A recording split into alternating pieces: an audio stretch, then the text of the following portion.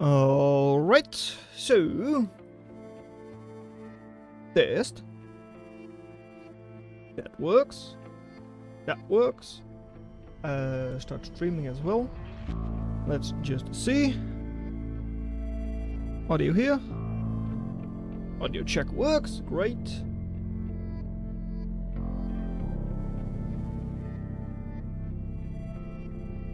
Okie dokie churi. Hello there. Alright.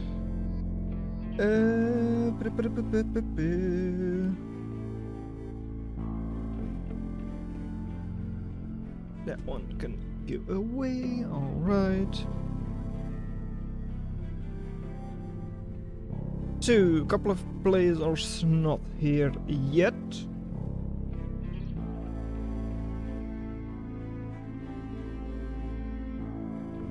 So it will be a couple more minutes before the Quantum has everything ready.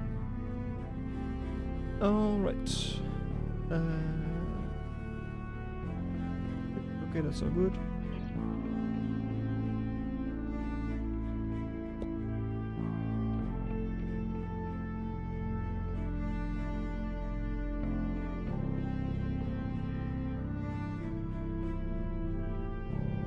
GG, resign,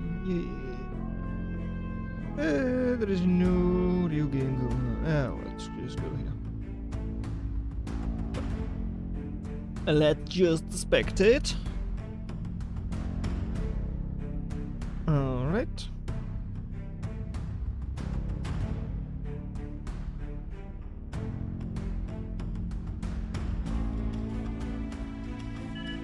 It will. Alright, there we go. Yeah, it will still take a couple of minutes before everyone's here, so let's just go ahead and watch a small team game. And make sure the audio is at least a little correct. Alright, so all of the Australians on one team. Entropy Enjoyer is online, alright. Custom game, yeah. Well, they are dealing with it. Meanwhile, here we have... Ooh. Is that a glitch? No. Okay.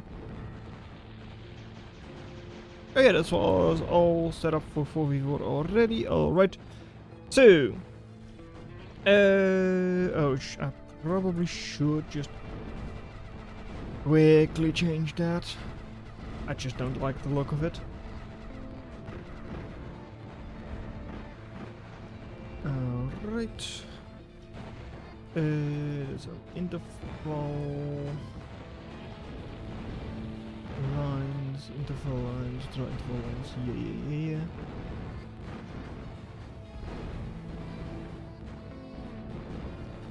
Oh, this is anything. Could have future. Interval lines.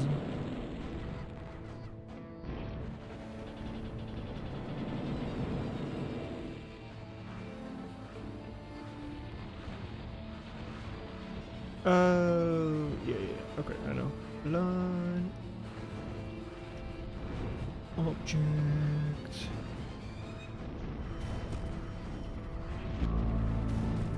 Yes, because I'm not using it anyway. Line object line this one. Let me just make this one.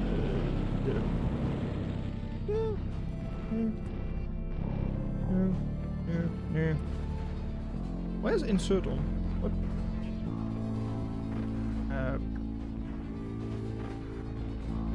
That. Yeah, come. Where is insert on this keyboard? It's somewhere. So. No.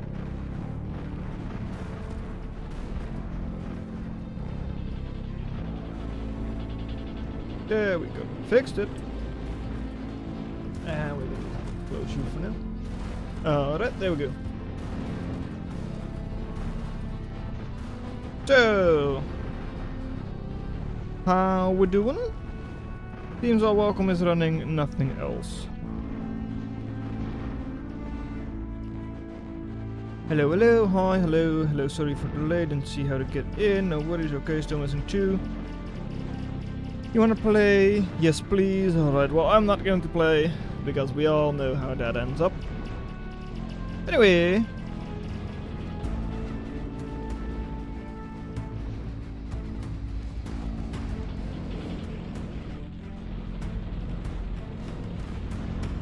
More hermits. They have been nerfed. Wait.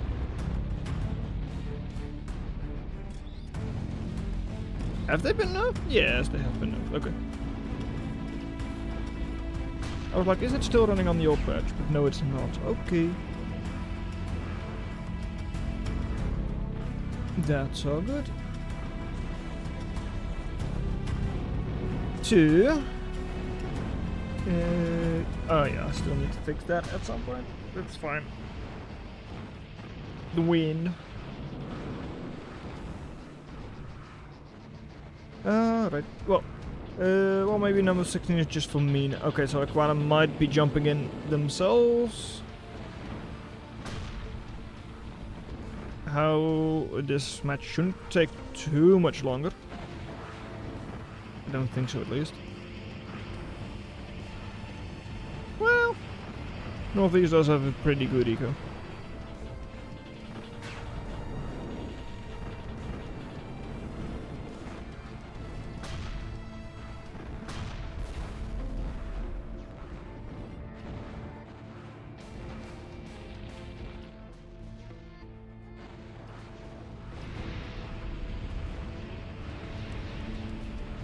Who joined? Yeah.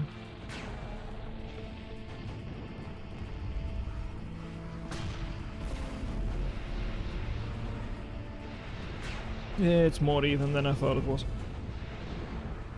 Ooh, wind was awful this match, eh?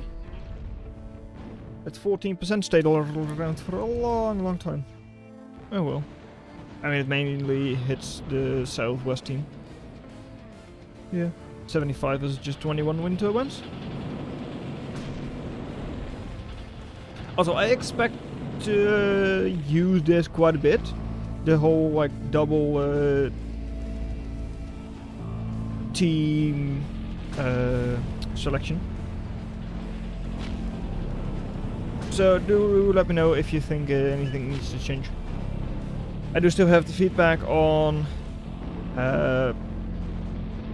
possibly doing them stacked top and bottom, but that doesn't really work well with the selected unit section. At least when I tried playing around with it. And that's mainly the case for when you have well, burst damage and some of the other like shields, when those are part of the UI.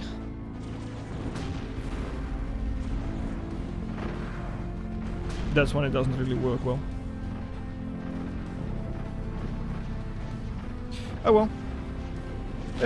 How far are we new? We're still waiting. Alright.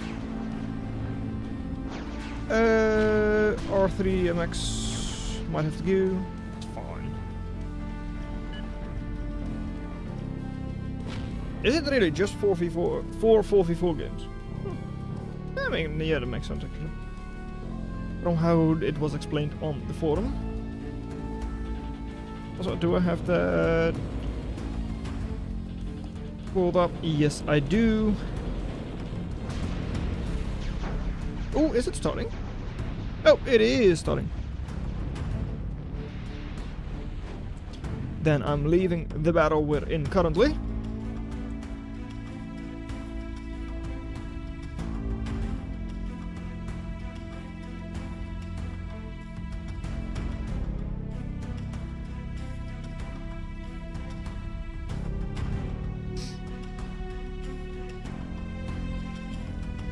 Alright, settings, who decides map?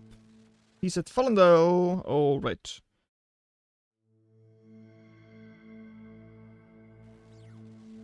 Let's go.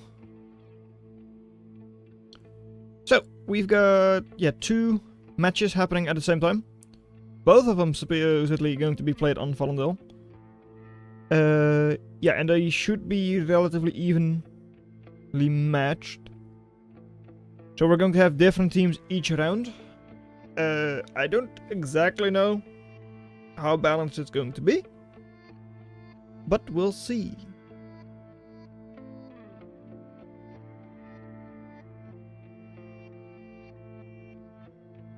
Stefan, you weren't streaming, right? Okay.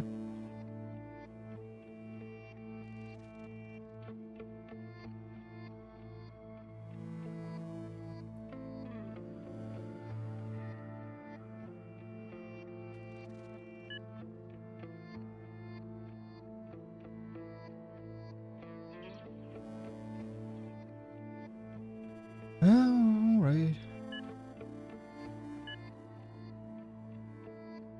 So, we're in the game now.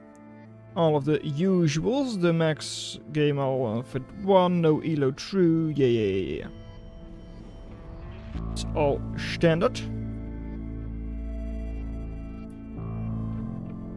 And the other one is starting as well? What? You want Q2? Yeah, okay.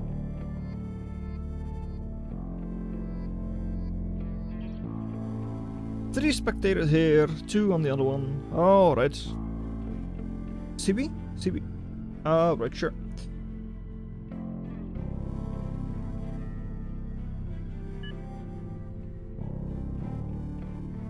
Let's see. Peril, Kyoto, Candy.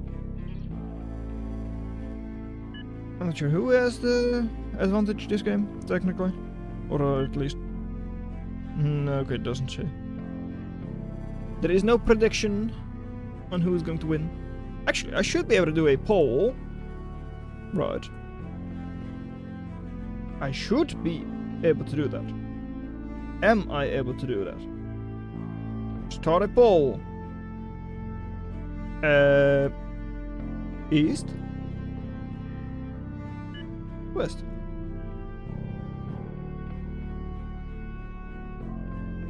Win! There we go.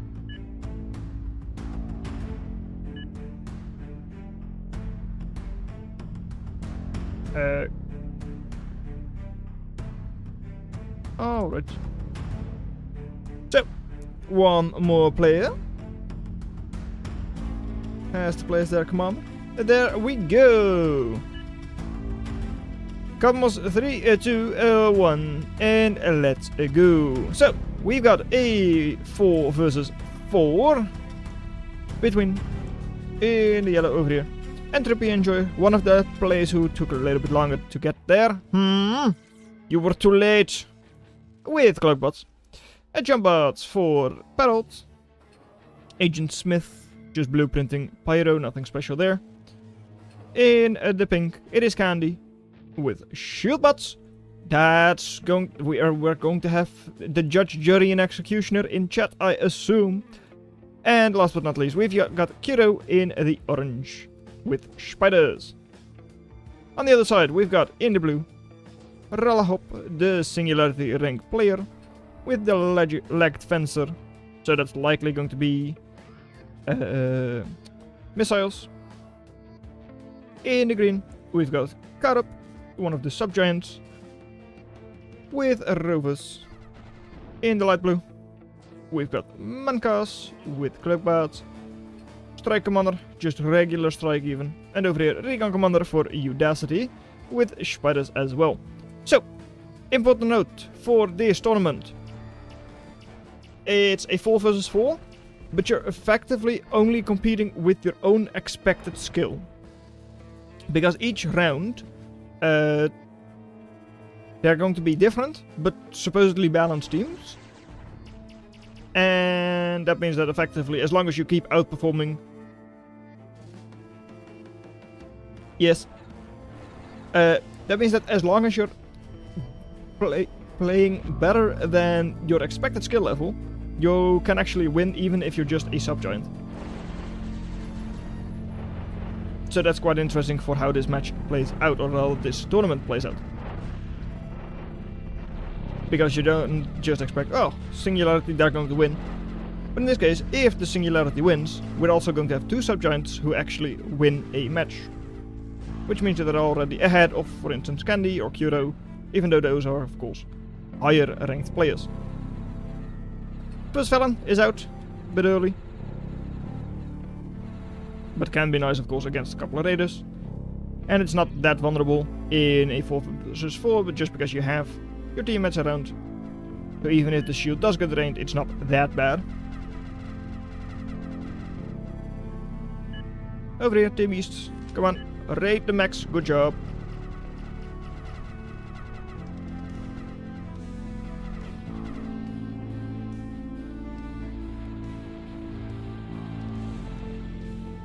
And also going to be building a gas turret already. Alright, sure. It's not the most effective and it's just going to get taken down.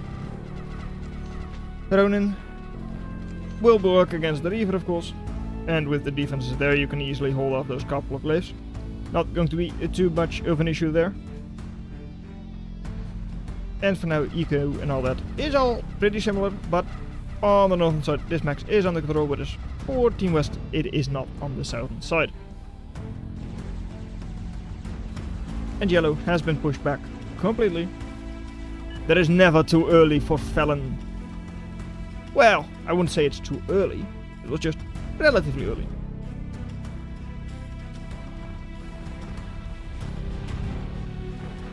And down south, Pyro getting the shot off on the Ronin, getting 1 kill. And Imps, just 1 Imp on the field right now. I don't expect it to really do anything, but it could be positioned quite nicely against a couple of glaives, against the Reaver. And that's already quite a bit of reclaim on the field. 400 down south, and another like 200 up north. Raiding Pyro will be able to snipe 1 max if it decides to move in.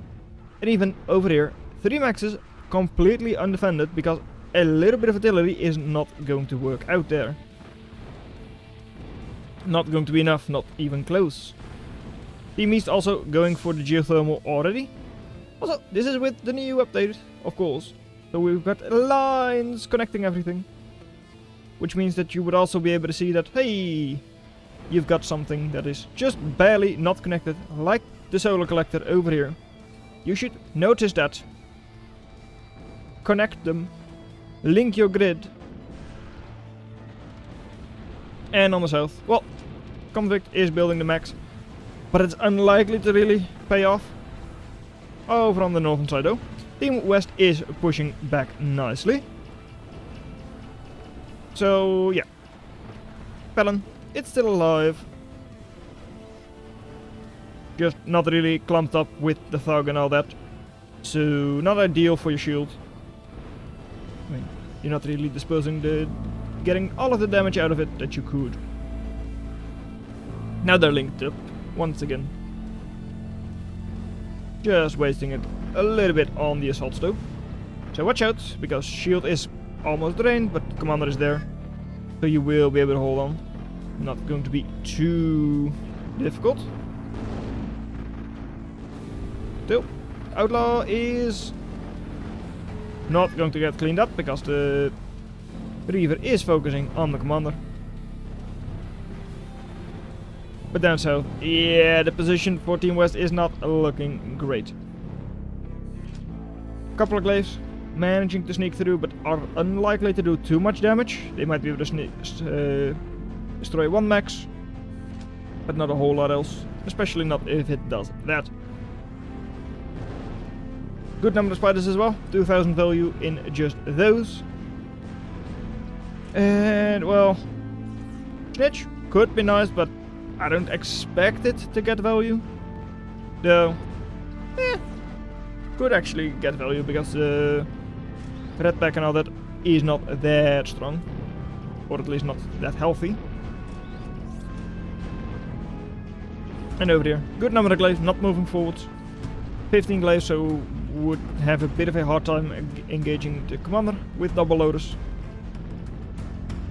And yeah, seems like the Snitch made value, or at least the army itself did. And on the northern side, they might have been nerfed, but it's still more Hermit. Indeed, those are moderators. engage them with the glaives. 3 glaives go down, 3 moderators in return. Great fight there for Team East. And of course, more reclaim, 1.2 thousand reclaim. Forces over here, kind of vulnerable to glaive as well. Placeholder is there, which is a bit of a pain. But yeah, it mainly depends on how well the placeholder manages to hold those glaives, if it's going to work out or not. Over on the northern side, Bowie and Bulkhead both getting pushed back a little bit by those hermits. But the commander, that lagged fencer, the picket, as Stefan would have called it. But big picket, is it their commander? I believe so, yeah. And a nice little stun there from the imps. Cleaned up by the crab. Thing is, you don't really have anything close by, so the iris itself might go down. Going to be close. And it does go down. That's a bit of a shame. Expensive. 600 value. And in the north, 1300 reclaim on the field. Bit of a back and forth this one. I mean, down south, Team West once again pushing back. And in the middle, yep, shield pile is shielding. But it's not by Big Shield, because Big Shield is just playing Hermit.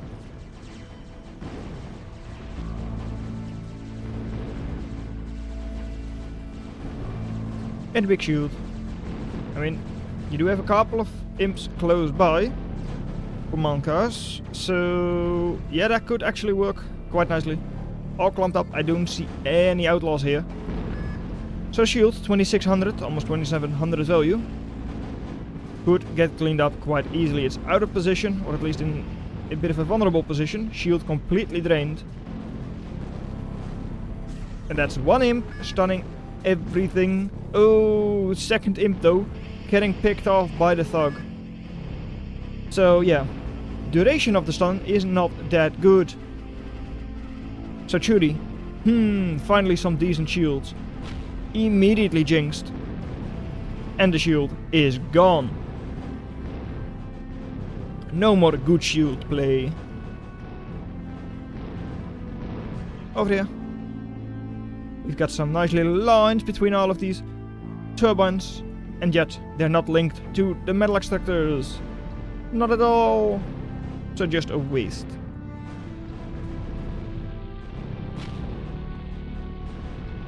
Once again, a lot of reclaim. Still on the field. Crab should really shut armor up though. Because right now it's already quite heavily slowed. In the range of Reaver. So that's a lot of DPS. 30% HP left only. Getting distracted by the glaive and it is cleaned up.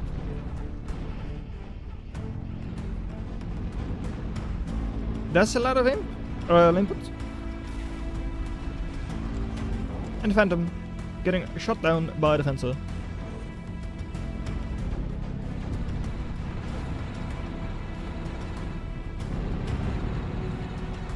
Yep, you were just praising him and he decided to be careless. Indeed. And now, the only shield we have on the field is like a couple of racketeers and outlaws.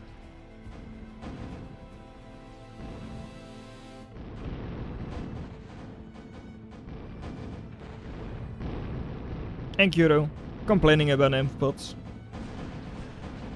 I mean, they only have one artillery piece and it's not even able to well, okay, if we count Grizzly they've got 2.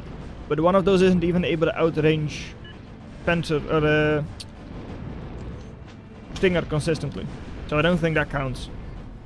Oh, that's you! You with the D-gun. Right.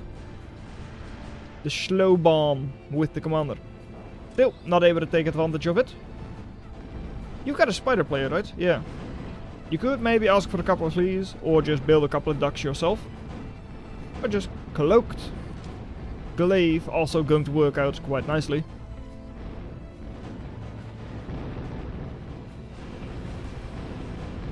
And without the shield it would practically be a miracle if they win. Maybe? I mean, especially with over here like 1,000, 2,000 value in Recluse also going to get cleaned up. Well, Glaives are suffering, so not all of them are getting cleaned up. Good number of Recluse still got cleaned up though. So it's still a good trade, it's just not an amazing trade. 1,700 value killed. And the Grizzly moving forward. Jumpy? The jump commander? The jump'em? Not quite in one-shot range for the Grizzly, but with just a couple of buoy shots follow up. Or just, of course, a reload on the Grizzly itself. It could still easily get cleaned up. I feel like this fleet could maybe do a little bit more. I mean, it's out of range of the Lotus. And I don't think it really has any vision, right? No, it doesn't. It could get some vision on the factory and all that. But for now, it does not. Anyway, over here. Phoenix could be glorious. And that was indeed you who said that. Are the subgiants putting up a fight? Well, the subgiants. Purple and green. Purple most definitely is. Green a little bit less so, I feel. But it's still trying. I mean, they just don't really have a lot of army on the field, so it's a bit hard for them to put up a fight. But I mean, Purple is. Purple is putting up a fight. I mean, this is their moment to shine. The subgiant has just put up a fight. 1,500, soon to be 1,600 value destroyed by a single Phoenix. Yes, the subgiant is putting up a fight.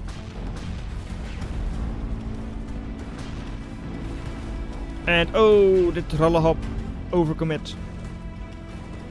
I guess they did. Tried too hard to win. Decent number of Phantoms up for both teams. 4 of them for Team West. So it does have a bit of an advantage there. It's just, against moderators it's really nice though. I was like, well, against Sling and Dirtbag it's not that effective, but they should just pick the targets. And ooh, watch out with the commander though. 2 more shots from Phantom and it is gone. At least one of those Phantoms is coming in. Or it just waits too long. And the Phantoms say 1 shot, a 2 shot, and goodbye commander. Yeah, that was a pretty good Phoenix. It made like 3 times, cost 3 times over in just a single shot. So yeah, that can definitely be claimed as a good Phoenix. Over here, Rallahop not exactly having a great time. Stinger stunned. And the shields. Not a lot of shields on the field. But I guess it's still being effective enough. I mean, as long as they can keep the commander stunned. Or at least like disarmed. It can't do that. Which is really annoying though. Not that bad. It would be good if Udacity sends that Phoenix up north. Just because there is quite a lot of value they can get in just the badges. Almost 4,000 value in badges soon. And well, speaking of Phoenix being sent upwards, there it is. So yeah, Udacity definitely is doing a very good job with those. That's once again 3,000 value, though not all of it from the Phoenix, being taken down for just 90 cost. Candy with the drone airplane factory. Just for a little bit of scouting, and there is their Phoenix. Not sure what they need the Phoenix for though. Down in the south, taking down the Phantoms and the Slings could be nice. But taking down a single fencer is not the play. Recon should definitely watch out a little bit. I mean, look at those. Still a lot of fences. Udacity's commander crab is being repaired by a single weaver, but still doesn't really have the regen required. And hey, once again, nice Phoenix. Doesn't do as much as some of the earlier Phoenixes, but still, it took down a Phantom. So that was certainly worth it already. Over on the northern side, Grizzly. Stunned, or at least disarmed. But the commander still alive, Grizzly still alive, and is once again operational. And hey, that's quite a nice Phoenix. Not the most significant, just because Bulkhead has like 1500 HP. But still, was not bad at all. And did it survive? Really? I guess the Phoenix pushed the enemy back just enough. The threat of the Phoenix. I expected it to just go down to the DPS. But it did not. Over here, Monkas, once again trying for a little bit of a sneaky cloak push. Just a couple of knights. It's effective, sure. It just doesn't really do all that much. It takes down 1 max, which is still worth it. I mean, you didn't lose anything. And oh, 1700 value? Then there must have been something that I completely missed. Commander or something like that. Not really sure. Anyway, once again, Phoenix could do wonders over here. Yeah, Thunderbird as well, but less so. Just because, well, destroying it is worth more than just disarming it. And that one is, once again, not a bad shot at all. The main issue is just that, well, Rallahop doesn't have anything to push in with after the Thunderbird disarms everything. And Phoenix, once again, going up north will be really nice. If it hits. I'm surprised that the enemy doesn't go for any anti-air though. Yeah, I don't see any anti-air anywhere. I mean, there are 2 gremlins. 3 whole gremlins on the field. Thunderbird for Candy, doing quite nicely. Phoenix, watch out, because I don't think you've unloaded the entire volley. Okay, you did. Good.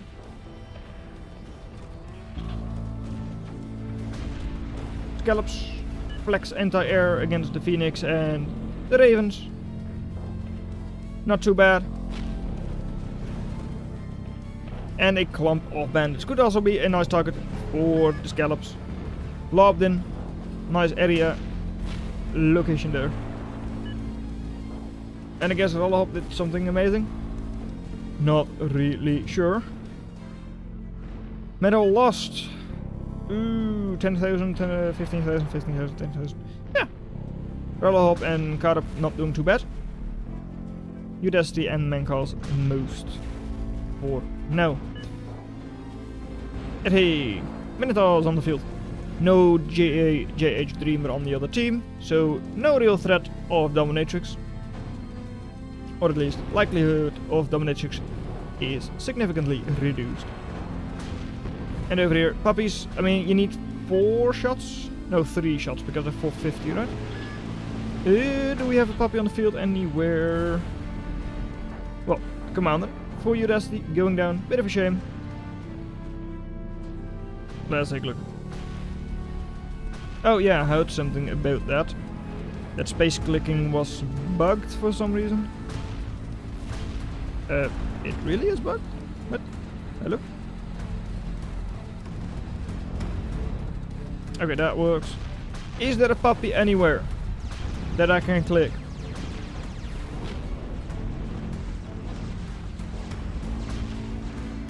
I don't see one. Alright, great. Oh, this is going to hurt though. Monkas, you're supposed to be one of the 2 better players in this match. Losing your Phantoms just like that. Not exactly ideal. Losing them to just a couple of bandits. At least, luckily enough, some of them managed to get out. And oh, the large fencer has been taken down. Commander for Kyoto is not going to go down yet. And Scallop doesn't really have the ability to get in range to destroy that commander anyway. Still a lot of reclaim on the field everywhere. And, well, Team East's eco is just significantly better. Sure, part of that is of course through reclaim. But yeah, that is still a large part of that eco. Yeah. And Team West is not reclaiming anything. Oh well. Venoms getting cleaned up by Phoenix a little bit.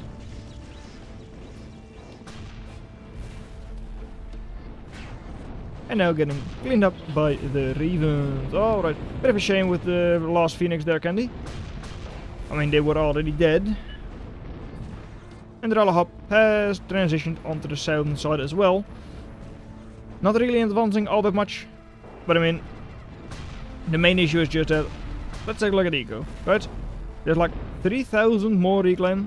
Well, let's call it like 2,800 reclaim available for Team East there. Over on the northern side, they still have a significant portion of the eco available as well, 3,500 at least. And Kyoto just doesn't have anything to really move in there. The eco did get a nice shot, but the crab is still alive. And ooh, watch out with that commander though. Less than 500 HP, but at least for now it will hold on. And the Ducks cleaning up a couple of constructors there as well. I don't expect this match to last too much longer. I definitely do think that Team East is going to win this. And let's take a look for that in the statistics, because yeah, up until that point it was still pretty even. After that, eco is just so much better. Yeah, almost 10,000 more value for Team East. That's not really something you can easily come back from. Unless you're planning something significant, but I don't see that coming in right now. Over here we do have the silo for Team East.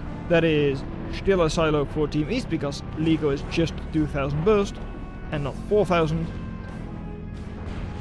So that is a bit of a waste. Over here, Phoenix also getting shot down by the anglers before it is able to unload its payload. And Team 2, the Western team, is voting to resign. Phoenix, I mean, there is no damage once again. I mean, yeah, it's still floating around. And that's a bit of a miss. Too bad, you Destiny. You had so many good Phoenix. But this one definitely was not one. That though was a good Thunderbird for you as well. And yes, truly I spotted that message. Like, oh yeah, I said there was close to 0 chance for them to win after the shield goes down. And I mean, chances certainly reduced by quite a lot. I'll be honest, yeah. Why is my live chat bricked? I don't know. Anyway, oh, Commander for Kyoto now finally getting cleaned up as well. And over here, Grizzly not getting cleaned up either. At least I don't expect it to get cleaned up. And it does not. So, heal that up. Team West meanwhile voting to resign.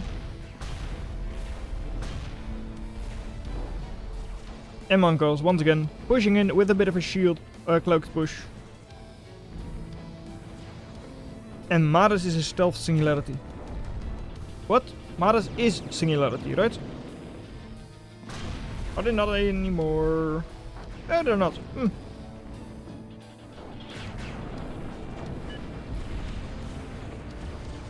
Anyway, destroy his base. Mongols once again moving forwards. A lot of army, even without the itis, that's almost 3,000 army. And good job, Team East. GG. Eco significantly better, and just, yeah. I feel like it's mostly eco, and also a bit of it is just... well, the attrition was very nice for Team East as well. And man, why is this game not bigger? It should have a huge pro scene. If only.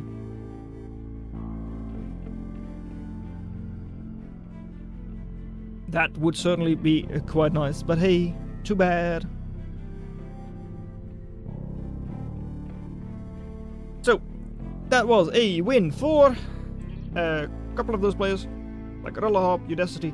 So that means we've actually already got 2 subgiants who are in the top 8 of players. I believe that's top 8. Yeah, because we've got 16 players total, of which 8 win, 8 lose. Yeah. So Carp and Udacity already in the top 8. And I wish the game was bigger as well. I do. It's just that I also really haven't been putting too much effort into the promotion side of things lately. And lately, of course, means last 2 years, I believe. Right? I believe it's like 2 years since I really did something.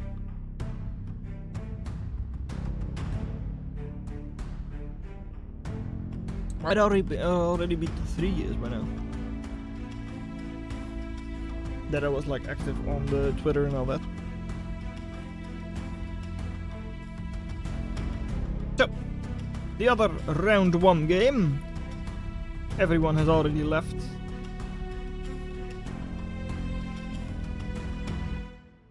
And let's take a look.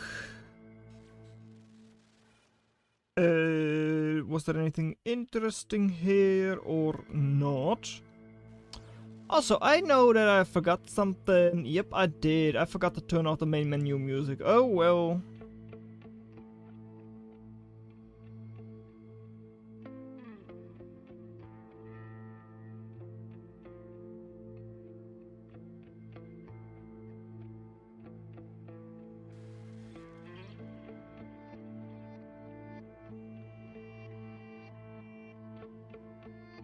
What is battle? The 4v4 event currently running. Oh, okay. Yeah.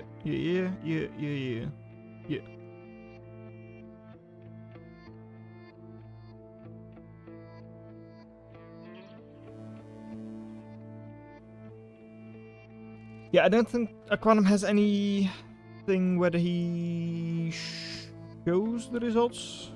Right? Let's take a look. Is that on the forum post?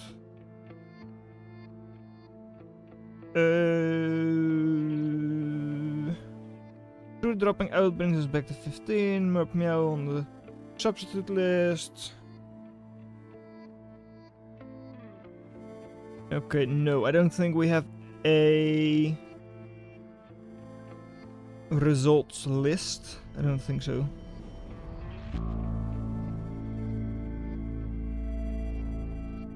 Nope. Well, certainly was one of the better games.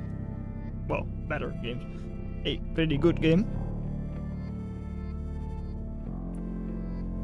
And it's going to be another minute for Aquanum to do something. Alright, that's fine. Oh, I also forgot to do a couple of other things. I forgot to post on Twitter, and I forgot to post on Blue Sky. Oopsie.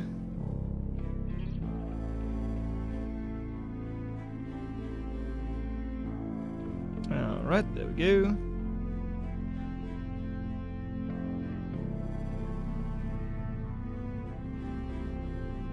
Yeah. Aquanum is still working.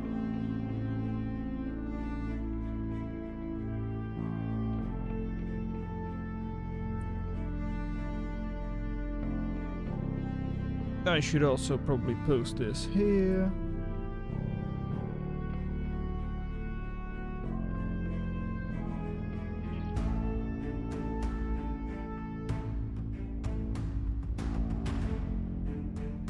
There we go.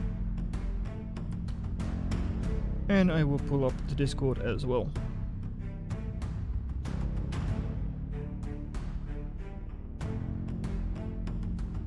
People There we go. Back and it would Discord audio reshuffle should the now also people in be their, heard on whatever the slot. stream. I believe so. All the rooms are gone. OP.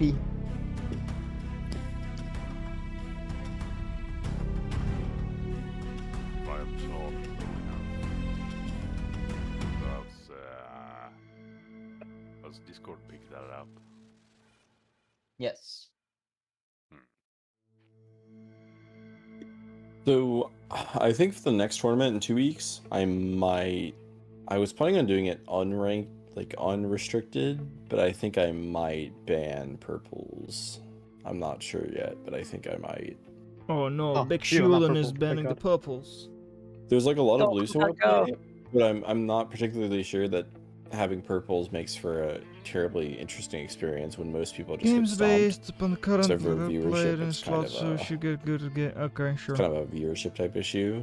Yeah, so we're going to have different teams but also at the next same round. time, I would like want to have something for purples to do if they want to come like help. So maybe I'll put purples on commentary. Maybe that might be interesting.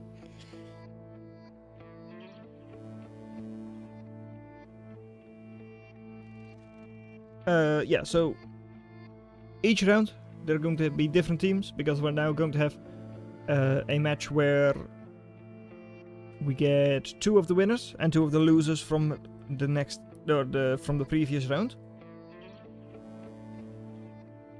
for both of the games. So they're getting shuffled. And this will do. Alright, so new rooms will be created in a 3, a 2, a 1. Do you not have a copy paste function, Quantum?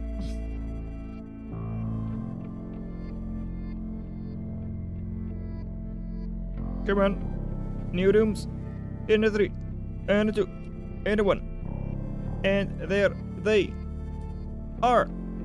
No, they're not. Hey, there they are. Good. So, let's take a look. Roll up, Entropy, Enjoyer, Candy, SSC, Sonic, Mark.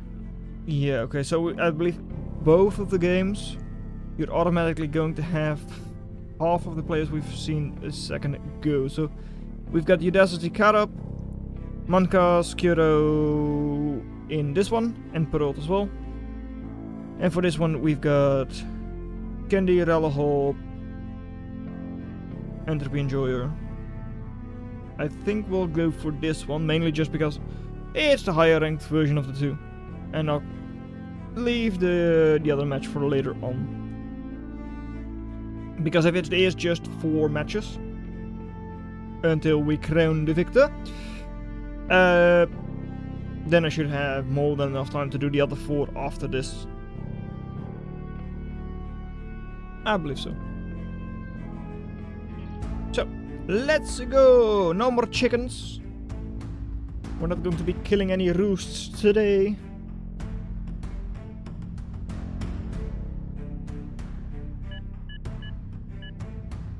There are the players, there is the game. Main menu music turned off, alright.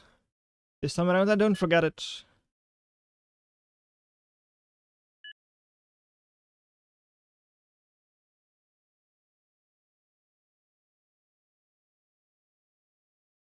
And who are the new players we're going to have?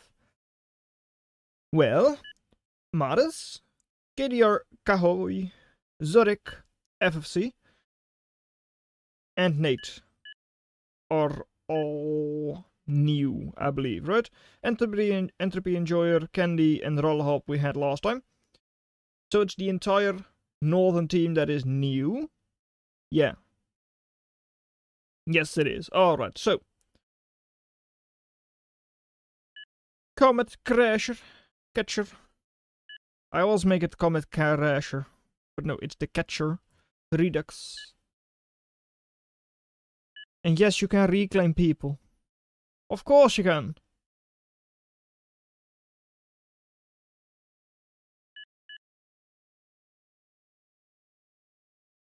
And let's wait 1 more second for Madis. The lowest rated player in this game. Oh no, wait a second, that's Rallahop. Rallahop is the lowest rated, of course. One dragon can only do so much promotion. Yeah, I know. Anyway, 3, 2, 1, and let's go! We've got on the northern side our new players. It is KDR, Kahoy, in the light blue with the engineer commander. And Cloakpot Factory. Over here in the green we've got FFC. The second command of... what was it? Dynasty. And then the Free Machines, right? The Hermit faction. Engineer commander, blueprinting fencer. In the blue also with rovers. It's Maris. Also blueprinting fencer. Maybe not ideal that those two are right beside each other. And oh no, Zorek also with a rover assembly. And a engineer commander. But mostly that triple rover assembly is not ideal. What is on the other side? Entropy Enjoyer. Someone who last game they were cloaks, I believe. This time around they are playing with hovers. Engineer commander for them. Idling, not ideal. Blueprinting Halbert. Something I have seen before. I don't really mind it. I think it's a fun blueprint. Over here we've got Candy, rovers, Cloakbots in the red for Rallahop. And in the yellow it is tanks for Nate. Is this also Nate the Great? I don't know if it is. But it is certainly Nate. Muscle noob, as I am also the noob. Oh no, Maris is already lagging. Not ideal. I mean, now you have 2 rover assemblies.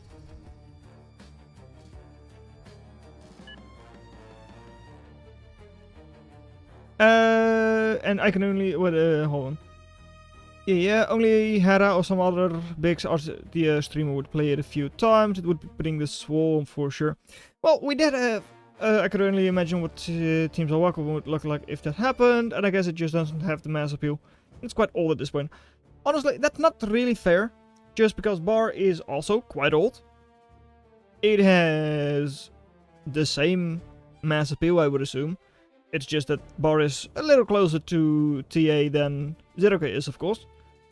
But I don't really think that's an excuse for Zero-K. And we had someone, I believe it was Winter TV, the StarCraft streamer. Yeah, I believe so. They did try Zero-K when they were like shopping around a couple of different games. I believe so? Yeah, I believe that was Winter. And they did have some good things to say about it, but I believe they mainly had issues with sound, from what I remember. Anyway, there we go once again. 3, 2, 1, let's go, Rallahop. Maris is back. Factory is still on. Wait though, not anymore. We're also going to be building things with it. Not yet. Oh well. And a couple of rovers, because of course, triple rover. You've got triple rover. Moving forwards. It only makes sense. And over here, another rover, already getting 1 max cleaned up. Over here, commander for Rallahop, a little bit idle, but we'll be able to clean up the Scorcher without too many issues. Long range Scorcher, so doesn't deal that much DPS. And on the northern side, double glaive, easily cleaned up by close range Scorcher.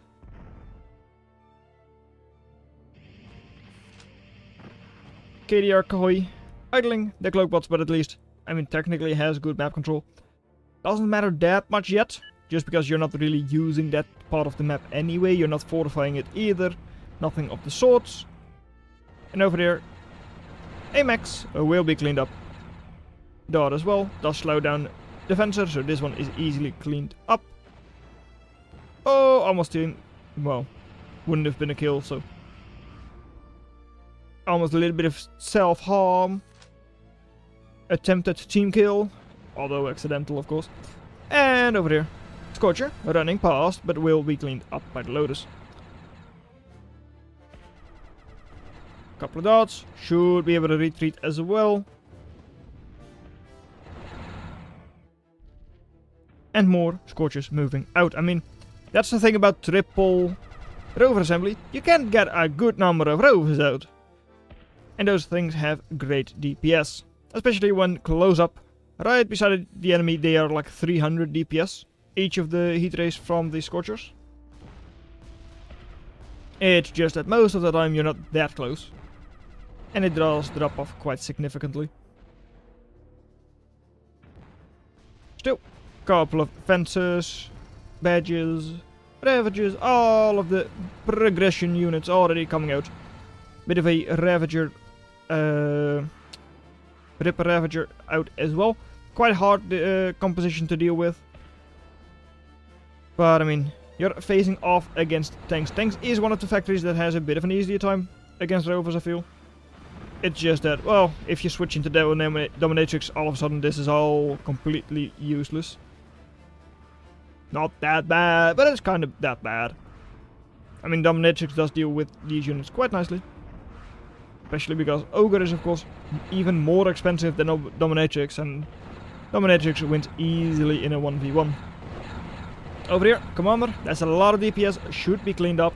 Still, with Ripper, multiple fences, multiple loaders. Nope, it does not go down. Might have also been a bit of bad targeting, but that means that's almost 1,000 reclaim available for Team South. Artemis might be a bit early, just a tad bit early, especially because we've got an enemy team that doesn't have any air units. So I don't think it's the best idea currently to spend 2400 metal into something that doesn't even shoot. And over here a couple of cadetches will be cleaning up loaders, should be able to clean up some eco afterwards as well. But with the Ravager and all of those other units moving in, it shouldn't be able to do too much more. Cleans up one max and that should be it. Hey though, I mean, I would like for one of the higher level players just tell Zorik build a couple of Dominatrix. Maybe they did, maybe they just didn't pay attention. Or maybe they just know they should go Dominatrix because they've seen Dreamer play.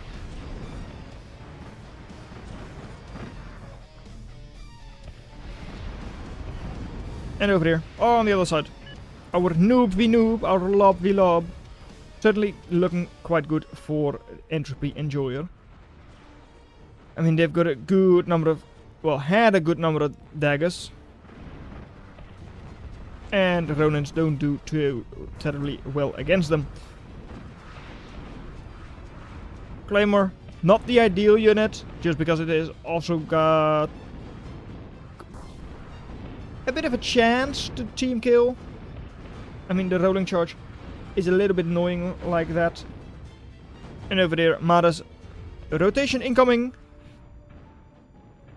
is doing some nice little damage to help out Nate.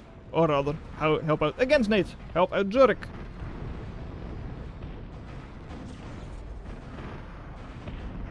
Artemis, just 200 value invested and has been stopped. Still, Eco, not too terribly bad for North either. Attrition is not great. I mean, there are 1,000 metal behind there. But over here, with the Dominatrix and defenses from Maris. Oh, Dominatrix not getting a great shot. Does capture one, but a little bit too late. The other one is going to capture the second. But triple Minotaur a bit too close for comfort for the Dominatrix. Still, Dominatrix not cleaned up yet, but not a bad, great targeting. Commander still goes down though, so that's worth it. And Minotaur got captured anyway.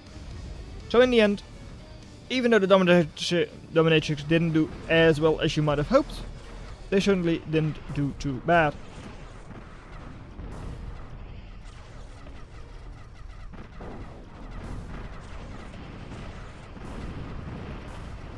My wreck, it is certainly your wreckage.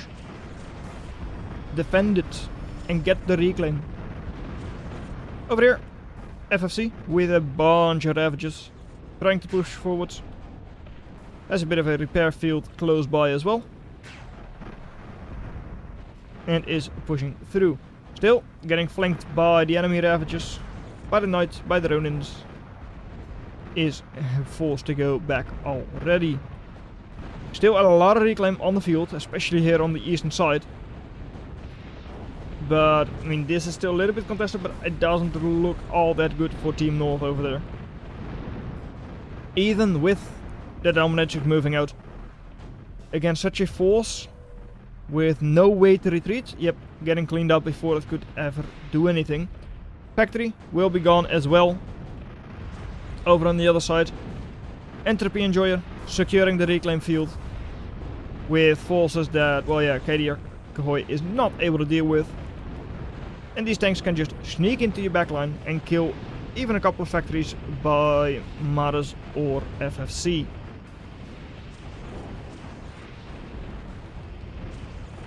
Over here, Maras' commander is cleaned up nicely.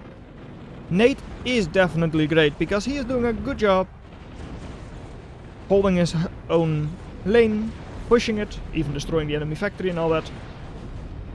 And oh yeah, Commander Eggs! I will not say that I forgot about it, but I haven't seen it in use yet.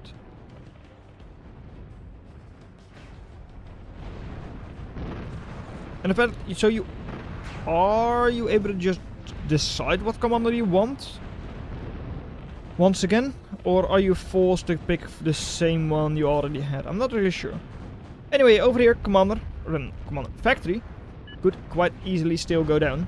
Dominatrix Minotaurs have a lot of damage, a lot of HP, are able to soak for long enough, are taking down the factory. Good. By now have all been cleaned up. The morph is not too fast, but it certainly is going. Emara's deciding to rebuild the factory in the same location, not even plating off of FFC, which is a little bit curious, but I mean, I understand, sure. And Zorek going with the jump pad factory. Still though, I think we won. I think you did too, Rallahop. That means that Rallahop will be 2-0 in terms of their score. FFC's commander getting cleaned up by Candy. Bit of a more efficient plane attack, Phoenix attack from them this time around.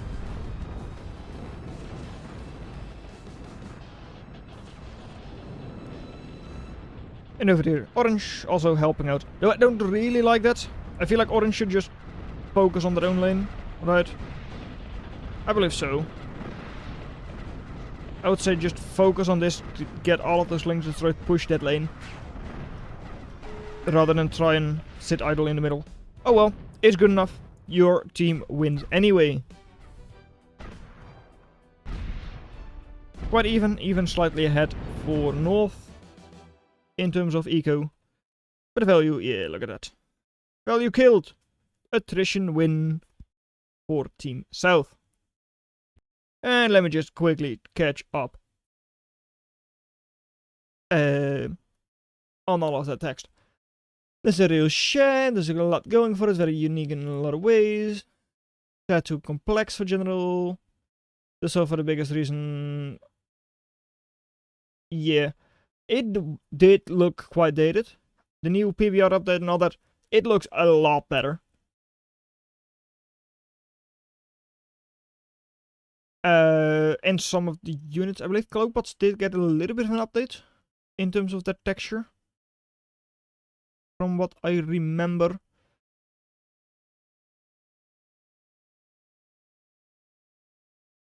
And okay, the game is 20 years old at this point. That's when we first forked complete annihilation from balanced annihilation.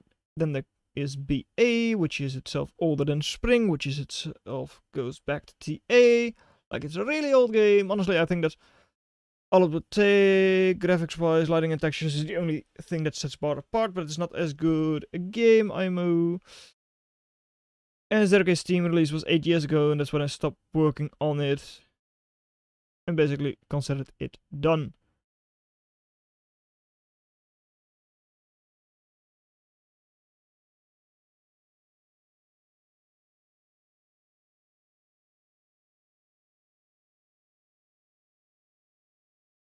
I mean, flat tech tree, terraforming, unit AI. Unit AI is one of those things that I love about Zero-K, personally. I mean, they don't just run into their death, unless I tell them to. That's the difference. Bar AI cheats? Oh, I didn't know about that. The AI on bar cheats. Oh well. I mean, that's not the most important thing, at least not to me. And it definitely does have a lot of variety in terms of just mechanics, which is kind of nice.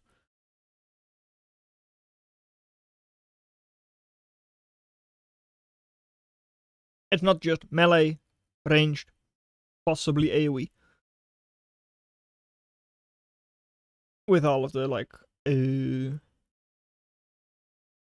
well, stun, disarm, slowdown, capture, terrain deformation, shield.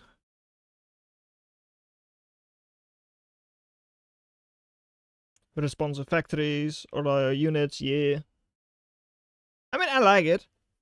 It's why we play it after all.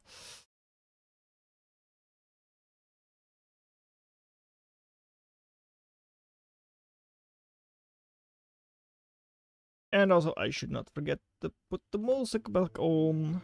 There is the music. Oh, the map was forced. I thought it was a map pick. Is it not? Oh, yeah, it isn't. Okay. Argent Strata 101 is round 3 and then round 4 is Fault Line. That already explains why Fallendale was round 1 for both. And Comet Catcher is round 2 for both. Yep, that makes sense. Sure.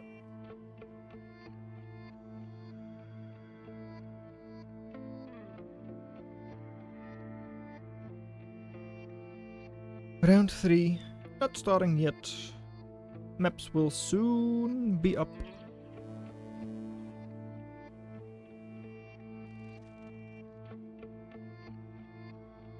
Let's see. Room's been deleted. And rooms have been created. So, let's take a look. Who do we watch? FFC, Rollerhop, KDOK, Madas, Double Thought, Candy R3MX. Or Udacity, Mancos, Peril, Zorik, Nate, Karup, Murknyo, Kuro. Got it. Got it? I was about to say got it wasn't playing, right?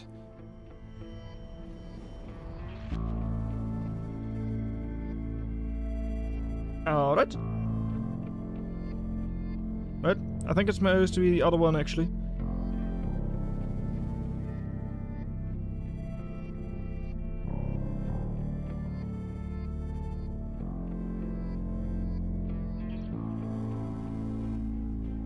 Two more and I win.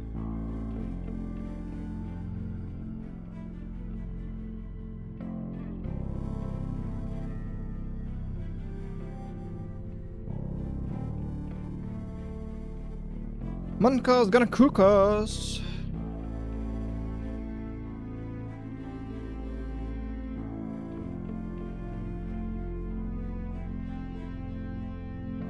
That's so interesting because we forked because they would not diversify the units. Stuff like gravity guns, slow and disarm, and lots of new stun and cloaking afterburn effects, jump jet, shield share. That's exactly what we like about Zero-K. And build. Yeah, I mean, metal, energy, build power, all 1-to-1-to-1 is just easy.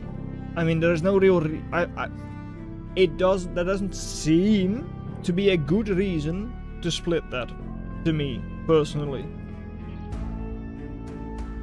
Except for just having to micro your economy and have fixed build orders, because no one is ever going to just be able to make an eco on their own without a guide. So indeed, just eco being all 1-to-1-to-1 is very nice indeed.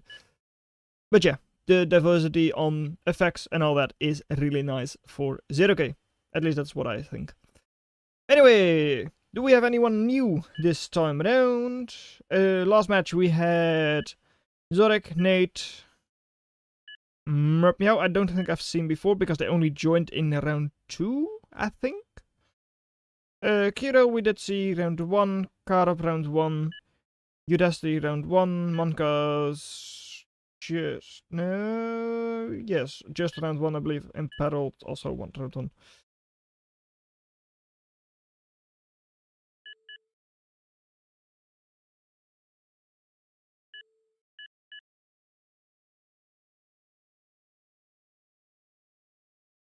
I mean, do bar games look more impressive? And if you just look at it, to me at least, bar bases also always just look thrown about without any real reason. That's the thing with grid. I mean, it looks like it's planned out, even though there is no plan, at least not for me. There is no plan on how my base is going to look. But yeah, 100 games, 100 player game most ever. Yeah, that would be kind of fun in Zero-K as well. But yeah.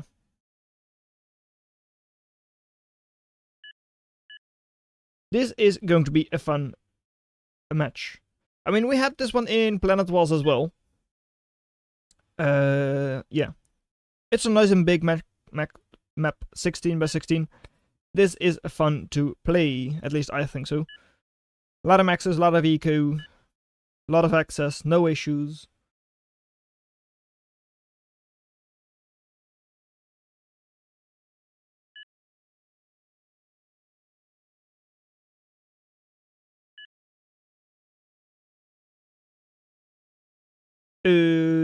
Yeah, bar is more indeed, well, even the bots in bar feel a bit more like vehicles in Zero-K, where they actually have to turn and all that, and it takes a minute before they do.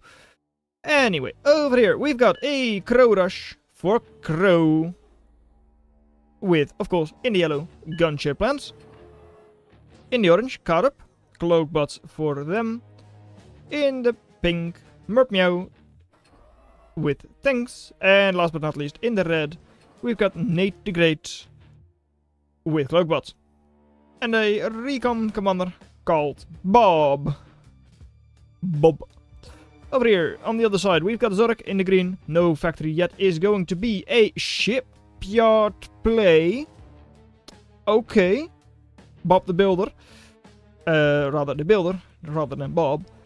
Monkas in the light blue, with Jumper Dots and Pots in the blue for Perold, and Rovers for Udacity. I feel like this is an uphill battle for our northeast team. This is not how the map is supposed to look. What? I don't trust it. Game, you're drunk. Anyway, Shipyard is out for Zorek. Curious just because there are no maxes in the water. It has no vision of any maxes. But technically it can sneak around the back in order to build something. But I don't really like it. I don't. And sure, you're one of the lower ranked players. It's still... Let's say this. It's going to offset the fact that the enemy is going for a Crow Rush. Yeah. Also, over here, couple of glaives already getting a nice little raid in. 2 maxes gone, Conch as well. Forcing all of the units from Udacity back. Just like that. So, glaives doing a decent job. Well, are they getting... Nope, not yet, at least.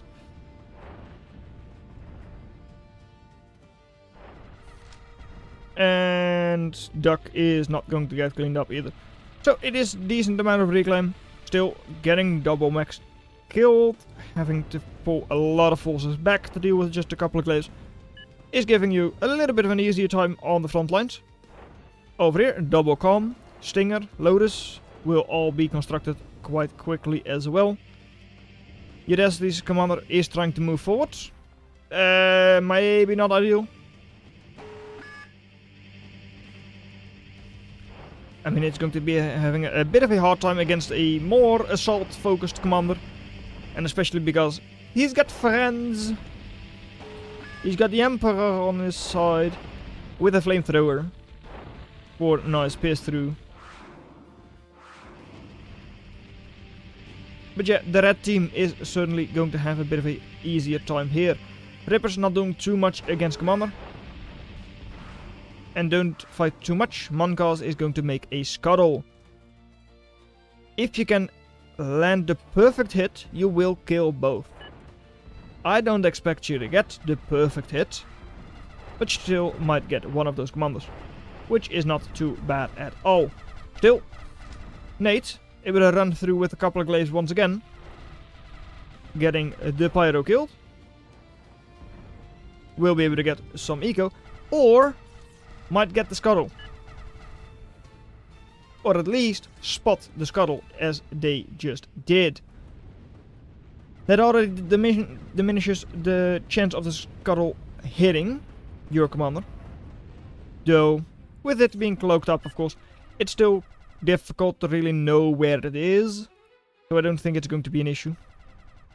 Over here, Constable, jump down after having its max destroyed by those glaives. Pretty safe location for it, actually. And, okay, no. No. Zorik, no.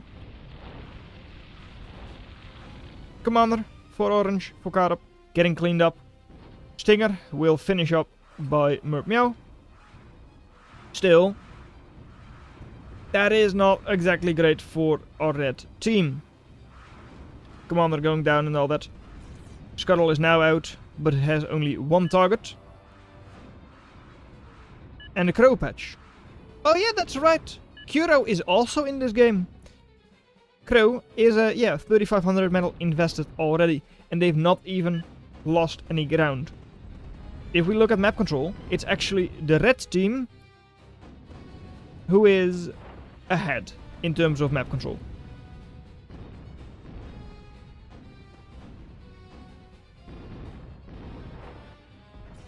So I don't think this match is going to be a very long one.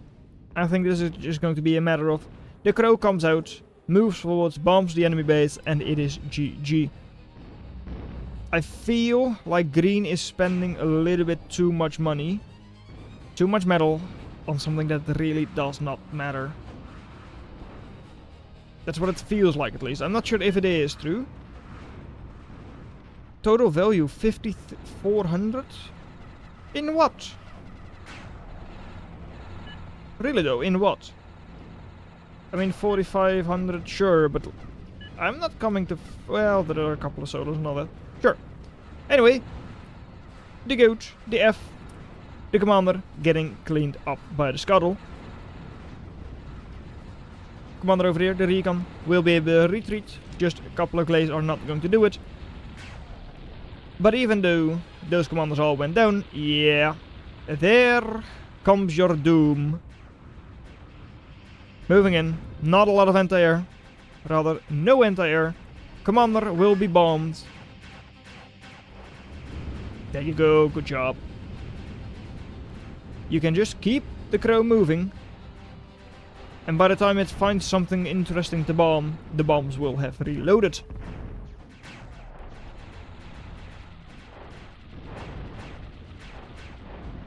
And definitely interesting to just see a little bit of communication go on, like about Sakov. Because yeah, I have seen your name around quite a lot in terms of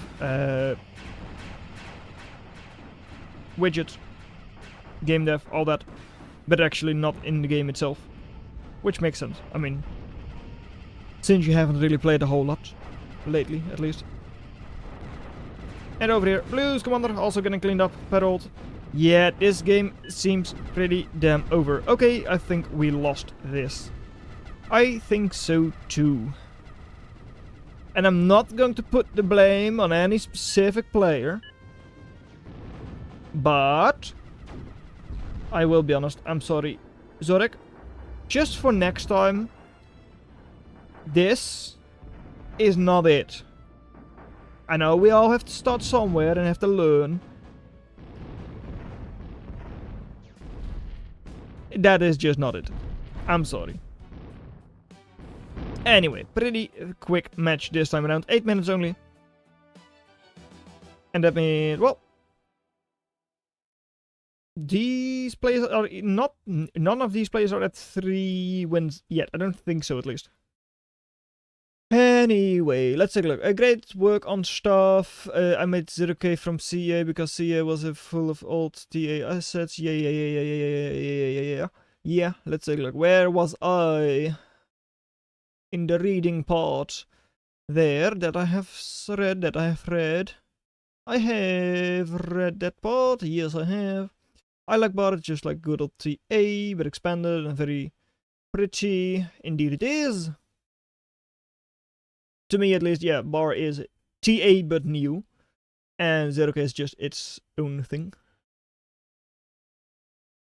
Bar is a tier system. Do that higher tier stops, need to kill lower still stuff. Cause a lot of AoE. Everything has AoE and BA. We wanted low hers, yeah.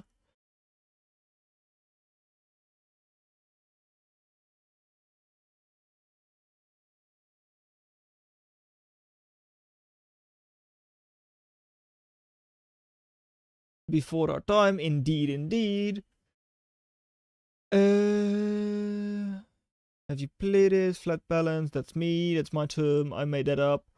Yes, I played it, name sounds familiar, but I couldn't really place it. I'm pretty sure Sarkoth has also been mentioned in the call text by Google Frog. Judy is making a good point. Have you played modern Zero-K?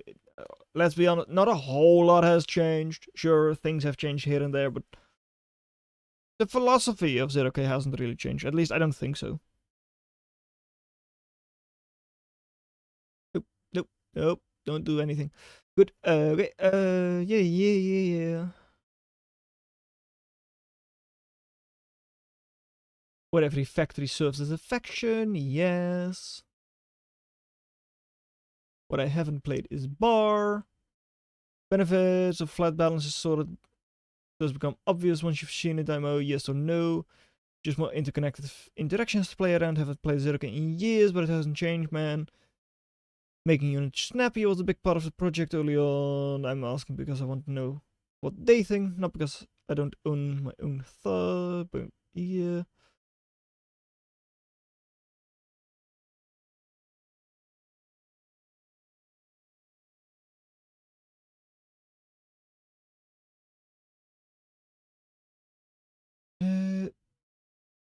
Yeah, I'm pretty sure Sakoth is going to just get a couple of mentions in those call takes. I'm pretty unfamiliar with bar as well. Google wants to turn everything into easy to digest lessons to make things easier to explain. Everything flows from there. Faster turns, better pathfinding, bunching, crowding, pathfinding general. Less slowdowns, formation breaks. Oh yeah, formation is also a thing that works quite well in Zero-K. If you wanted to.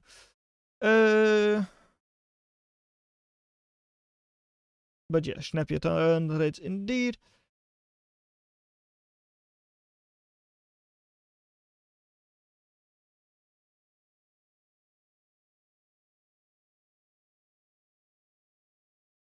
Oh yeah, the Superfluid update. It was like 4 or 5 years ago, I believe. Might just be turns, yeah.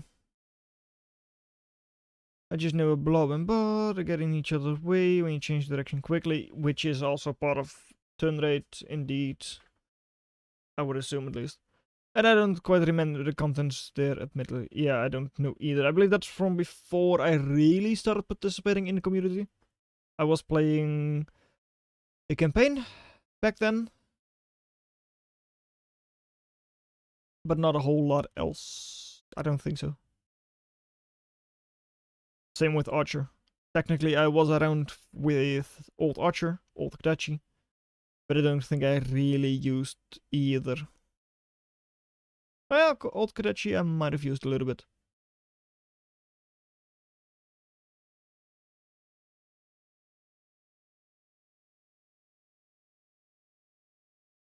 Anyway. Oh, it's still running, that's why. Haha, my bad. I will be casting this one later on in its entirety, because missing the first 14 minutes is not ideal. So I will mostly just focus on chat in this case. We should have one match after this. And then the 4 that I did not cast, which this one is one of as well. Anyways, we've got KDR, Kahoy, Double Thought, Madas, FFC, Candy, R3MX, Rallahop, and Tuppy Enjoyer. Certainly, at least to me, seems like the higher ranked game of the two. Also going with a bit of a crow rush. Or at least a crow sort of start. Not really, but a little bit. Yeah. Kiria Kahoy following in Kyoro's footsteps with the magpies.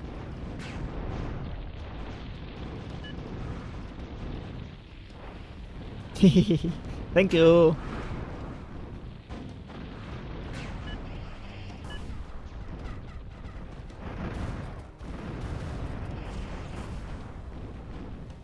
I mean, the game is still a lot of fun, so hey, you're always welcome to join back in. You can always come back, and hey, there's the crow. Crow doing crow things, just like the crow in the other game.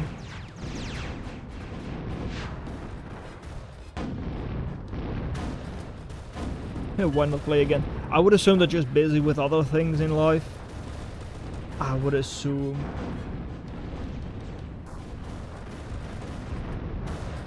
You can take me to the pot. Ooh. Yeah, but, so, hovers breaking through the still southwest that clearly is not in the south. Why did we play on the 101 version? Because I'm not sure, but maybe the other one has that fixed. The 1.1. Crow is still quite healthy, with relatively little anti-air on the other side.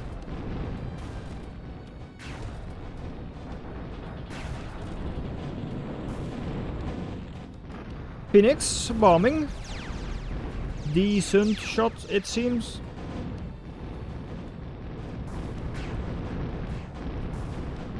In around 99 years. Yeah.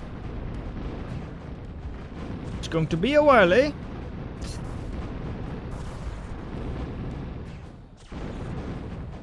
And look at the nice grid lines. Has Sakoth seen these yet? Wow! Look at the nice little lines. Green grid, green flow. Wow. Also, here we've got a geothermal. Which means that... Wait, what? I thought they were supposed to have thicker lines in. I mean, maybe technically it is. Or it's all just nicely linked up so you don't notice. Haha, because all of that grid is the same. Here we've got a small line. And a thick line. That's the newest addition from like last month's update. I believe that was still last month. Yeah. And hey, lawn's getting cleaned up by the ravages. Nicely done, FFC.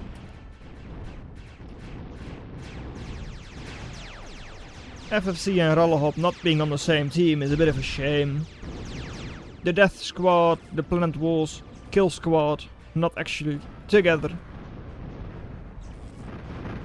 And over here. Rallahop, not actually efficient gridding. I mean, it's good wind up here. 0.6. Nope, just gridding with energy pylons. Like a noob.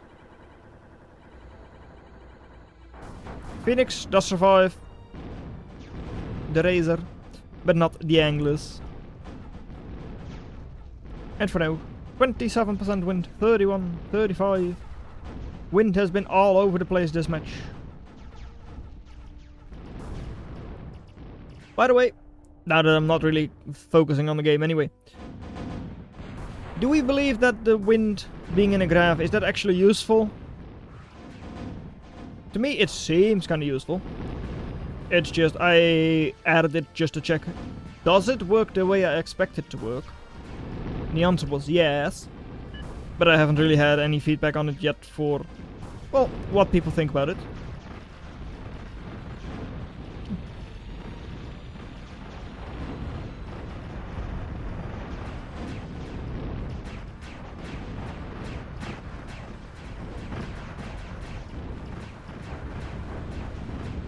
And the crew, once again, moving forward, facing a whole lot of single razor anti-air. And GG!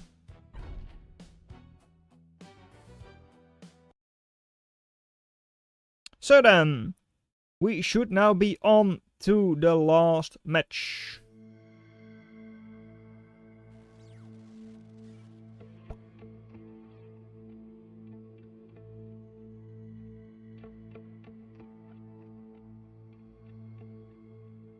Well, cheers very much for your work on the excellent game, Sakov. I've had a lot of fun with it so far. Chiri alludes to nefarious, mysterious, bigger than his shield balls, and I'll believe him. Still a good game though. So then, do we have a clear winner? Or at least anyone with a clear lead for now? I believe Rolloho might be that one. Actually no, this match was won by FFC. So I believe FFC is also now on 2-1. I believe so. We'll have to figure it out after the next one.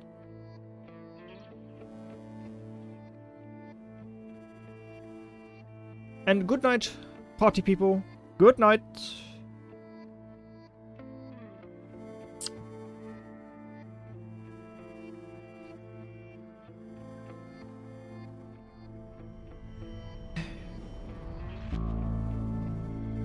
Okay, I have beaten the script with a shtick and made it serve us something different this time. One of these two games is probably a smidge imbalanced, I don't know which, but ought to be playable. Alright, I mean that's good enough. A playable match is a match that we want. We don't want something that is just uneven.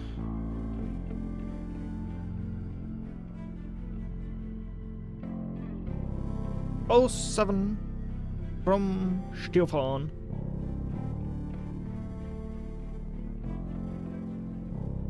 $14 average rating difference.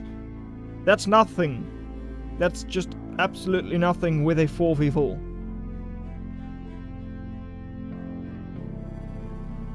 $14 rating? Yeah, that is nothing. Absolutely nothing.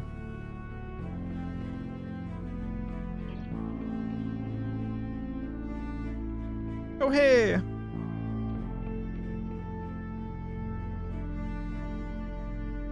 I like wind graph, but only cause I never see where to read wind without it. What do you mean? Where to see the wind without it?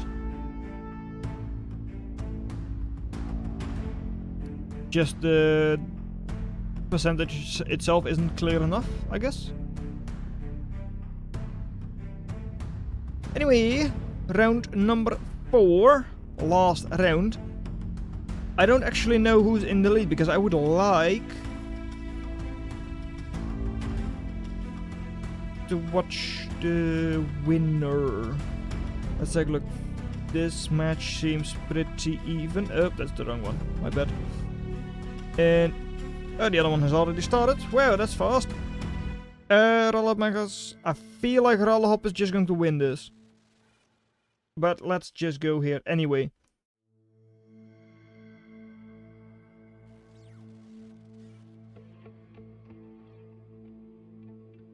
Just because it started faster. Yeah, but normally the wind isn't really on the UI anyway. I mean, you've got in the normal UI that you have when playing, you can enable the same wind indicator, just without the actual graph behind it. And whenever you click a wind turbine, you can see its current wind, but there is nowhere else you can really see what the current wind is. I do believe someone, I believe that's Licho? No, it might have been Sprung, who was working on changing or adding one of the display modes to become a wind graph in terms of showing what level of wind each part of the map has. So the wind floor, where rather than having to mouse over it with the wind turbine selected, that you would be able to just see it by pulling up the view. But that doesn't show current wind either. I don't think it's going to, at least.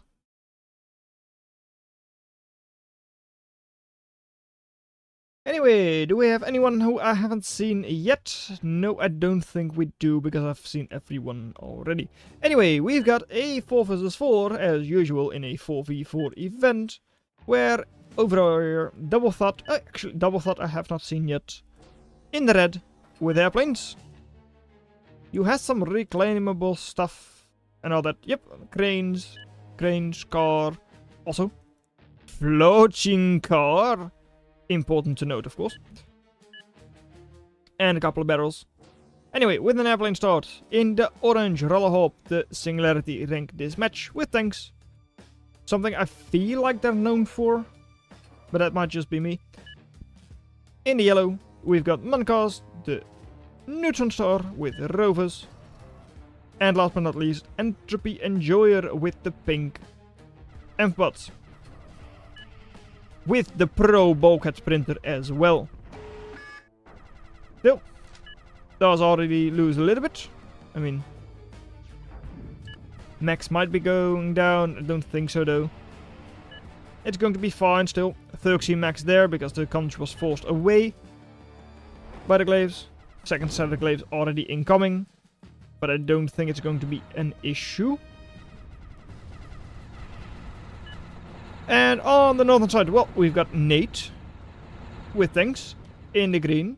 We've got Udacity with Ampbots, not producing anything right now. Not bulkhead printing, so clearly a noob. In the purple, we've got Candy with Cloakbots. And we've got Crow rushing KDR Kahoy with gunships. I don't... okay, sure. No, it's fine. It's fine. I was like, well, is that ideal? The main thing is just that on the southern side, we've got an airplane player who is currently just going a couple of magpies. Raven, Phoenix. Phoenix definitely going to be quite nice against the Cloakbots. Whereas on the side, yeah, the Crow is going to take a long time before it's up. So, yeah, the rest of the northern team will have to hold on. And I feel like they were already quite far behind in terms of rating, or at least expected win chance. I feel like that's the case, just because on this side we've got Rollerhop and Monkas. Whereas on the... Sorry. Yeah. Whereas on the northern side we only have Candy in terms of high ranked. Generally Nate is great, but they are only a giant rank.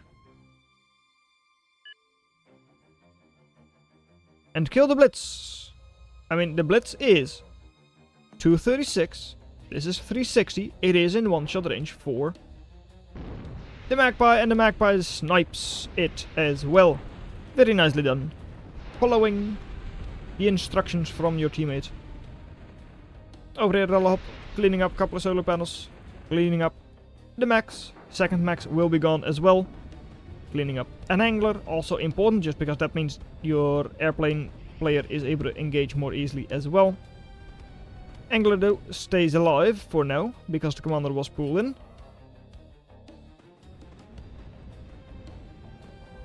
And a lone ogre.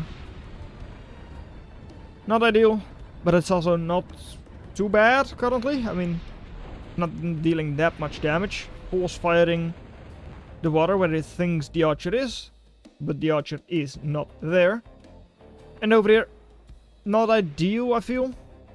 Investing into turrets and all that, when the enemy isn't really targeting you anyway, the airplane player at least. And that also slows down your crow quite a lot.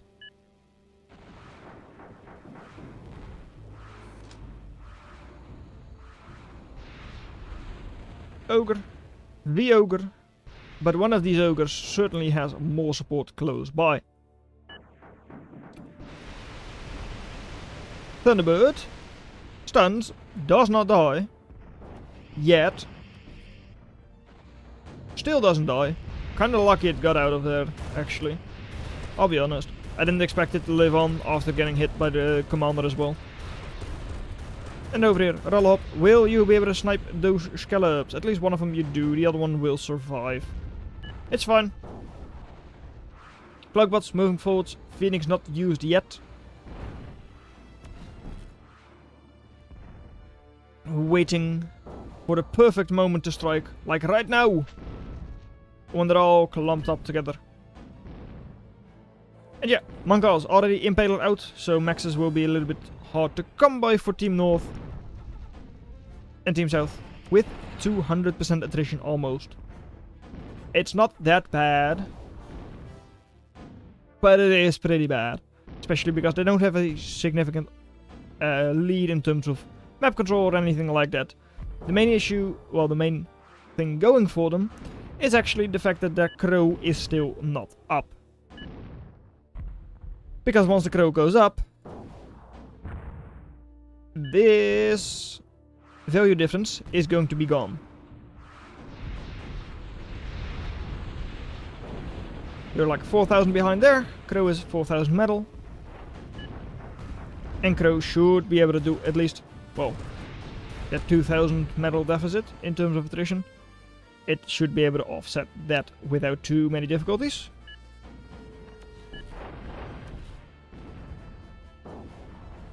ETA of 30 seconds on the crow. Could do a lot of damage here to all of the imp bots. Could move into the fusion, geothermal. There are multiple options for that crow. And I assume they expect a gunship, but I don't think they've seen it yet, have they? No, they have, okay. They did scout it. In that case, I do wonder why I see so little anti-air. Yeah. Etten is quite nice for sustained DPS. Airplanes, Raptor or Swift can both work quite alright.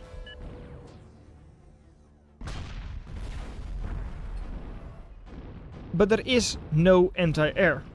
No anglers for the burst damage. The crow is for now completely uncontested. It's taking quite a lot of damage from the amp bots. Commander still not gone. Should be cleaned up shortly though. There it goes. Slow bomb missing most of the crow.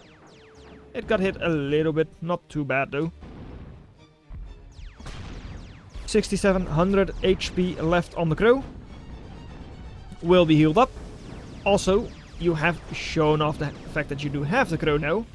So I assume, yep, there they come. Etten's now in production. Crashers as well. And anglers, no, those are not. That's fine. Against crow you don't really want angler anyway. It's not bad, but you just need so many of them that it's a bit difficult to really counter crow with burst damage. Which is of course what anglers have. Rather than the DPS and AoE from Etten. Yeah. Angler and Crasher both are not ideal. But of course you need something. Revenant for the raiding, though it's a bit slow. I mean, it doesn't even take down one max yet. There it goes. Next max going shortly. But I feel like Harpy, Nimbus, Locust, all of it would have been a better raiding force for the gunship player than Revenant. Still, Revenant can move around the back, take down the enemy airpad, factory, fusion, geothermal, but it just goes down. That is not ideal, to say the least. Roller Hop asking to morph the geothermal would certainly not be too bad. You do have the energy required to at least keep your metal flowing, even with the Cornea here spending a little bit of energy. And there it comes again. Crow moving forwards. I don't think it would be a bad idea to just have a Sparrow with your Crow. Just to mask the approach a little bit more. But hey. Hop with the commander, slow bombing the Crow. Overshoot a little bit. But still, commander cleaned up once again. Oh, those are some quite nice Phoenix though. Still, even with the Phoenix, it's still an awful trade there for Team South. Nimbus completely uncontested here. Amphibots, Rovers, no way to get really up that ramp really. Yep, they don't because Nimbus haven't smoothed the terrain yet. Alright. Or rather, no one has smoothed the terrain. And the Crow, oh my, 500 HP. Double yikes. Not just making double cost. Also just the fact that it got out at 500 HP. Which means that it can go in for a third run.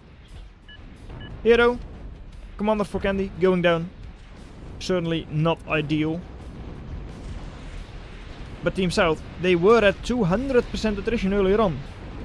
Remember that, because currently they are at 68%. 69% nice, but not so nice. Accessing metal, not sure how much they're accessing. 74, ooh, that's going up real fast. Especially if another commander goes down as well. That's an immediate 500 additional metal lost. And the commander suddenly seems to be going down. No units to respond, there it goes. 700, well, that's immediately like 1300. But likely even more.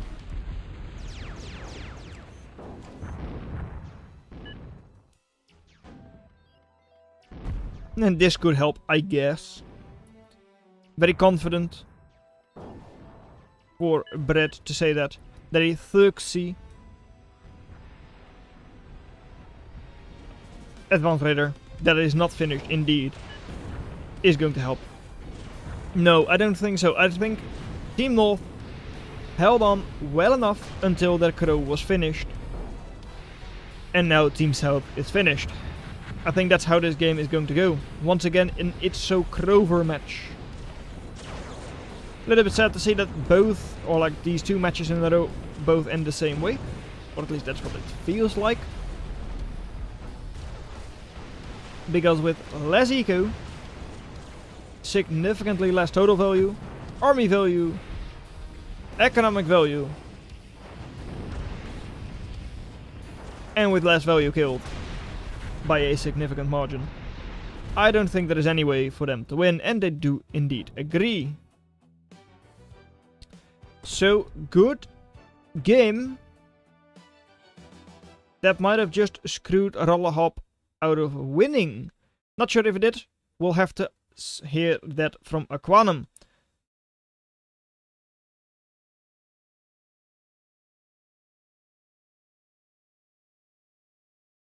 The other match is still running. Let's take a look. Yeah, should be basically 0. Okay, this is final round, my fault line. Good luck, have fun, start when you're ready. Room 2 is the room with 14 rating. Room is someone else. Sure, anyway. Let us go to the other one.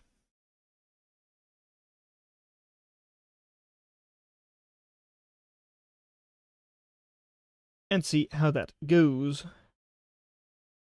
Because I believe that this match is going to be the deciding match on if someone here or someone in the other one wins. Because if FFC wins this one, I think they're on 3-1. I believe? No, there should be someone who's at 4-0. If I understood how the format works correctly. And I believe I've seen FFC lose, Carp lose, Kiro lose, Madas lose. I don't know. I really don't. Already voting to resign at 6 minutes in, when we already know that the match is going to last more than 14 minutes. Always great.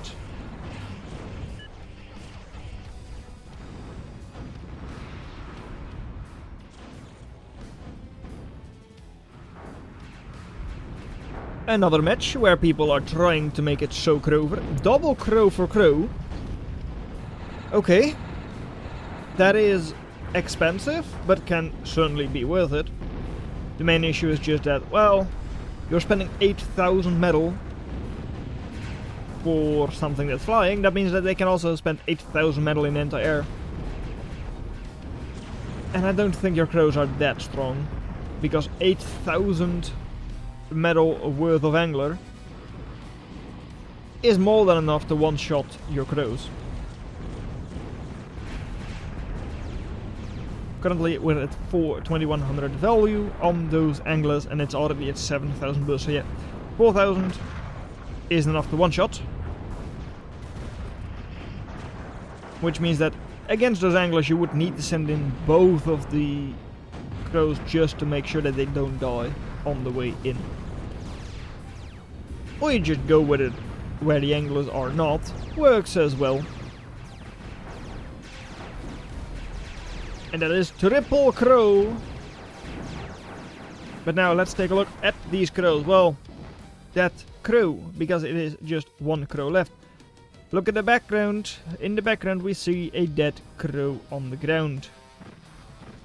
Yeah. Crow just lost 2 crow really quickly. Unbelievably frustrating.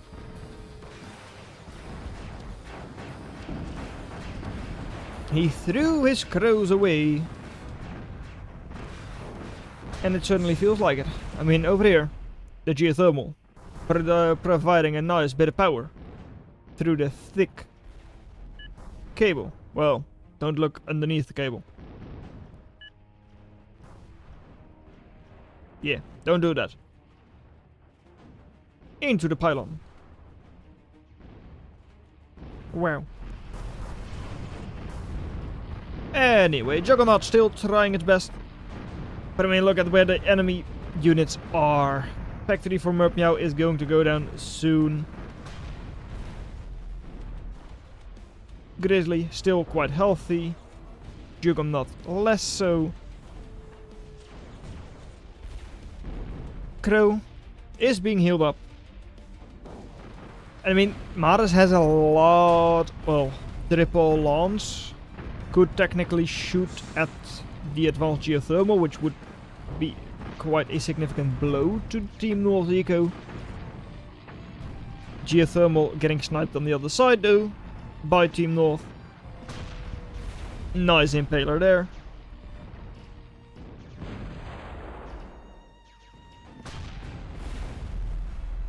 I mean, do the lance have that shot?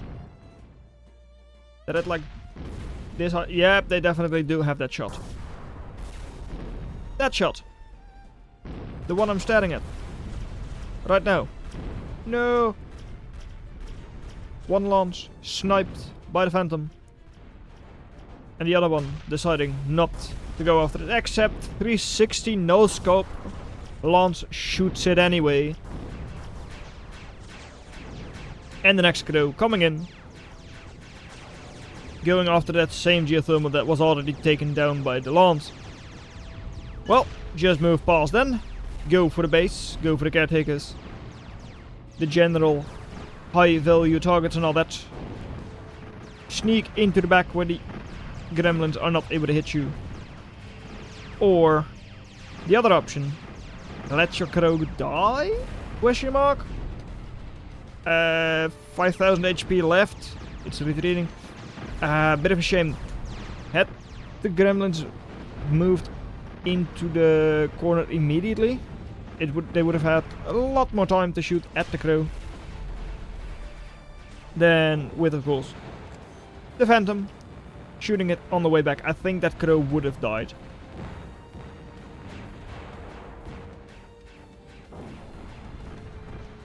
So hey, Kyoto, crow, still keeping one crow alive at least. It's just, yeah, technically your attrition is a little bit better, but look at the eco. 90 eco versus 50. Look at where they're at. They're right on your doorstep. They're taking it down your pylon, your factories, all of it will go down. Commander, jumping away. And hey, all of the revs just do need to retreat. It's just, yeah. That crow is 2500 HP. That's out of the fight for the next couple of minutes. Lance would be great against a grizzly. Less so, but still decent against Scalpel. Awful against Phantom. Well, Lance is great against Phantom if it knows what a Phantom is. Because it outranges the Phantom.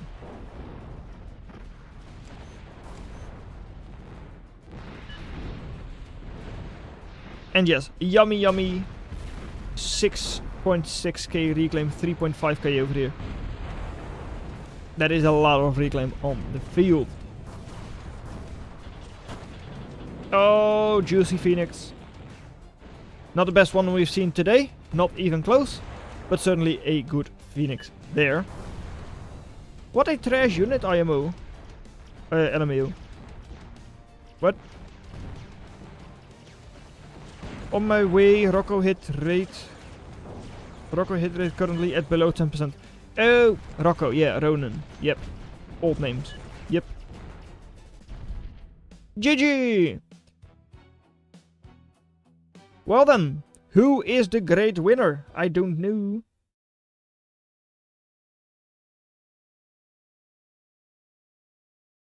We'll have to hear that from Makwanum.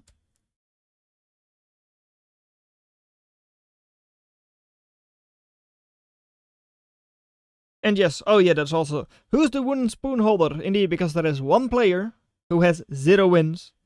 And there is one player who went 4-0. 4-0 is of course the one who won the event.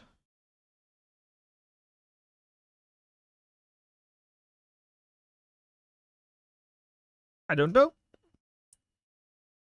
It's very funny that in a world with Magpie, only Magpie can be the only good air unit relative to everything else. What? It's very funny that in a world with Magpie, only Magpie can be the only good air unit relative to everything else. Props to Nate. Even Crow seems bad in comparison. Kiddo, just watch Howard play air. Nate went 4-0? Did he? Ooh, OP. Okay, when's the real Tony starting? Right. I mean, it might be the case that Nate the Great is actually the one who won everything. Nate 4-0. Good job, Nate. I mean, I call him Nate the Great. Indeed, Rallahop, as expected, 3-1. I thought FFC 2-2 then, I guess.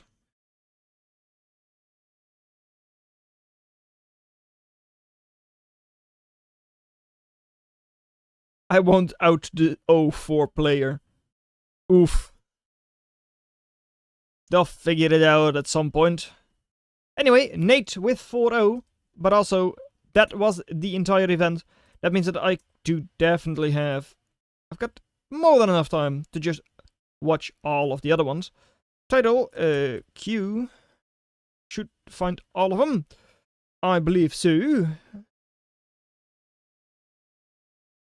Indeed it does. Alright. 8 matches. Where this one, I saw only part of it. This one I only saw part of. This one I don't think I've seen at all. No, this one I did see. This one I did not see at all. And then I guess this one. Nope, that one I did see. It's round 1, game 1 that I didn't see yet. So I will go from the start with the only player who might have gone 1-0 or 0-1. The entire... they went 1-0. Must have. This entire event. The organizer himself. So let's go. We've got 4 more matches to go. Totaling like less than an hour. And it is a good time. We've got a 4 vs 4, as we've had the entire time. It's our 3MX with the red cloakbots. Shields for FFC. Have I just been messaged by someone? No. Oh, right, I think I leave. Right. FFC in the pink with shield bots. Blue planting rogue. Pretty standard-ish. Yellow, it's Merp Meow. With tanks. And in the orange, we've got Zorik. With spiders. Judy, are you still here? Because we've got a shield bot player. So, on the other side, we've got in the blue, Maris with Empots. Quackening. In the purple, we've got the glaive spamming Nate the Great. In the green, Aquanum, the organizer himself, the tourney host. With airplanes, and last but not least, it is in the light blue, Double Thought with cloakbots as well.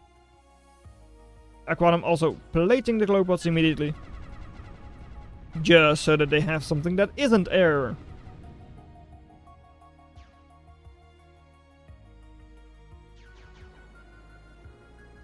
So let's see about those shields.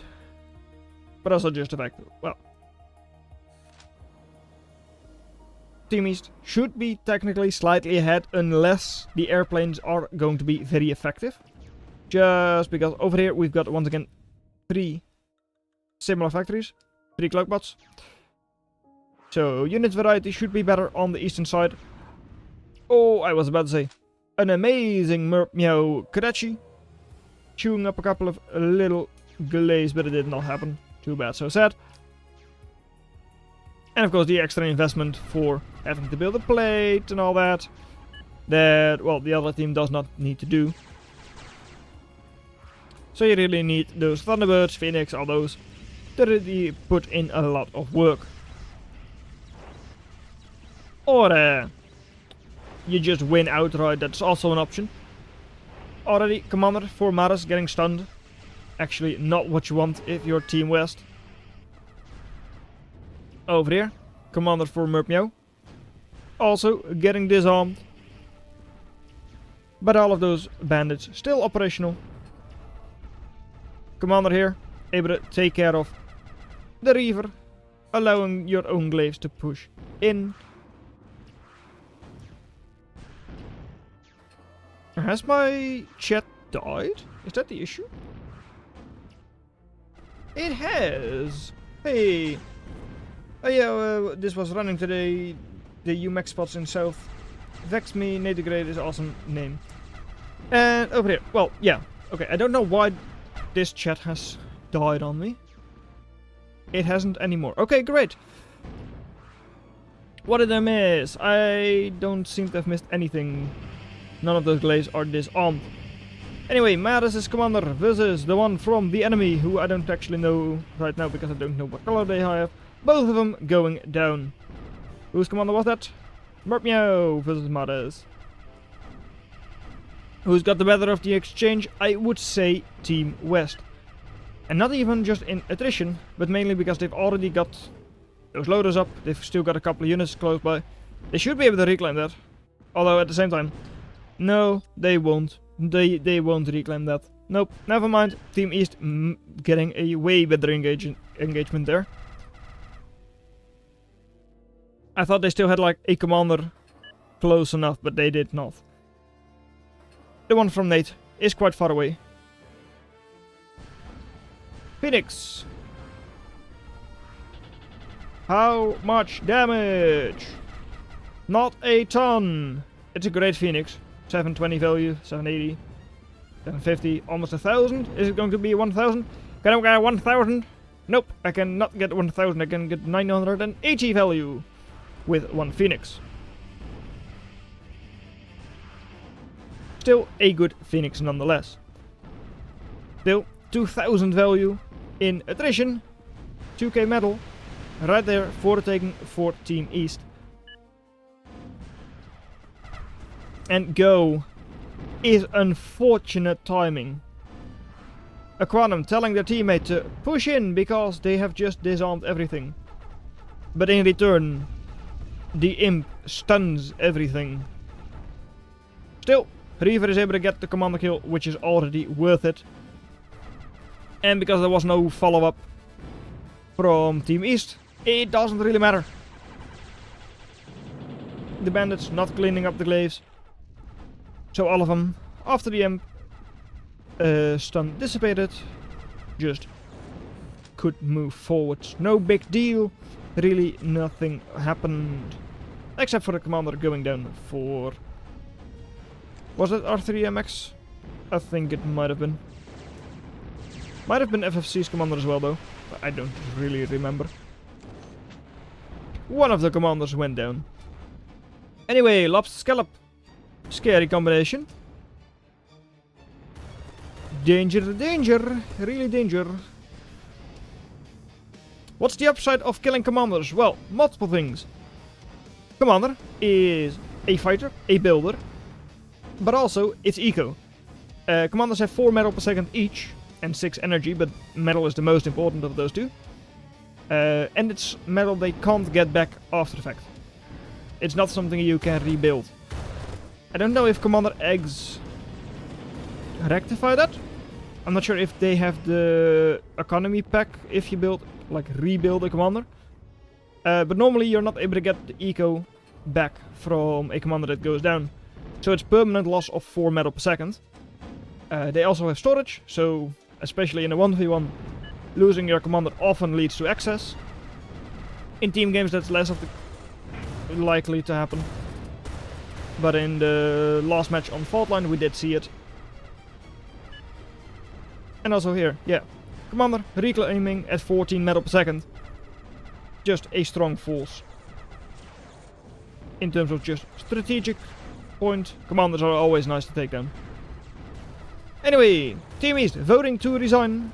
And we already know that Nate went 4-0, so yeah, they will end up resigning. Just not quite right now. Close though. I mean, they just need one more vote. Whose vote is that though? FFC. No shield play for FFC today. Just Bandit Rogue. But Bandit Rogue is not enough. Reavers, clean up another factory.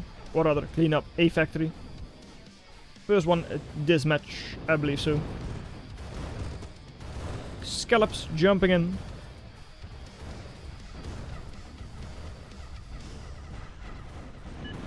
But this is really over. Go where you can kill things. The wise words of Aquanum.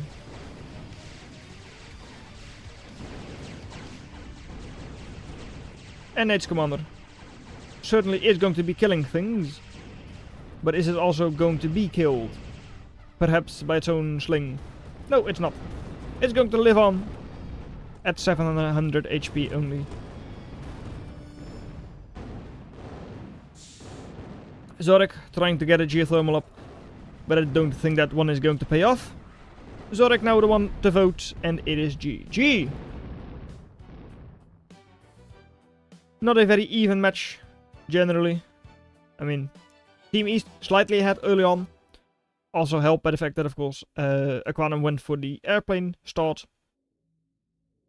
Not that significant, but still a little bit. Look at the eco and all that. But Team West wins. That was round 1, game 1. Round 2, game 2 is the next one.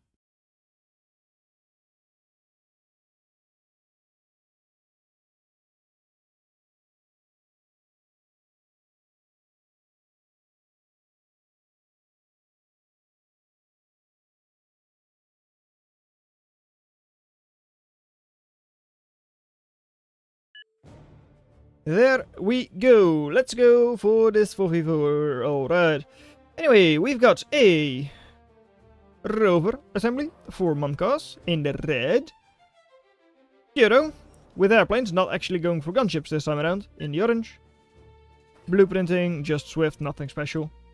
In the yellow, it is R3MX with the Cloakbot Factory. And Havas for Karup in the purple. Pink, pink. Purple is on the other side. Here it is. Purple for Udacity with Cloakbots. Strike Commander for them. In the green, Perald with the green Agent Smith, Engineer Commander, Hovercrafts. Murpmeow in the light blue with tanks. A mystery blueprint. I believe that's the same as I also use. I don't generally tend to blueprint a mystery, but I believe that is what I have said as well. And last but not least, it is Double Thought in the blue with Rovers. No special blueprint for them either. Wind this match started out quite high, but is now dropping off to normal level. But generally you don't see wind on this map anyway. We're right out in space.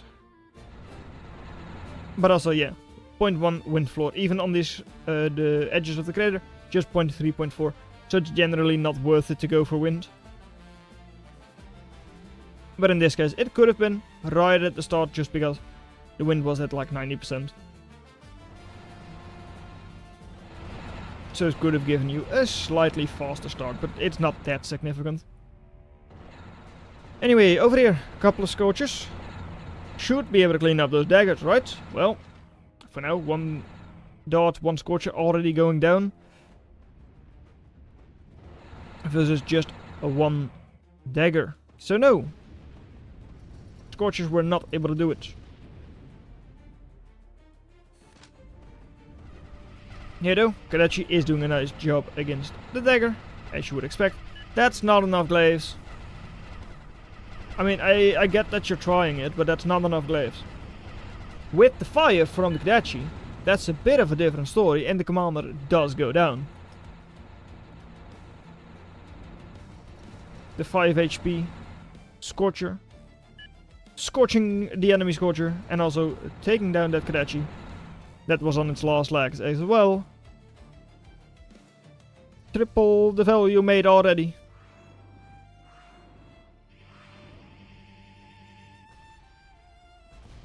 And Team South, significantly worse eco right now. And that is just base eco, because neither team is reclaiming. And also quite low in the attrition, 75% only. It's not that bad, but with a couple of these daggers and perhaps Kadachi getting cleaned up as well shortly, it might drop, it might rise. We'll have to see. Seems like most of the magpies, yeah, out of ammo, so they're not really able to deal with the daggers at all. By now, yeah, soon 6 magpies on the field with no air pad. Just the one little spot at the factory itself. Kadachi also still running around. did get like 4 maxes cleaned up. So indeed, Team South's eco or attrition is rising. 90% almost. And Team South significantly ahead in eco by this point. A little bit interesting that it's such a big flip all of a sudden. But I guess Overdrive is helping them out quite a lot. Zero's out the storage and takes a lot of build power and a powerful unit off the board, as well as some income. Yeah. The powerful unit part most of the time doesn't really matter. At least doesn't seem the most significant. Especially that eco is important.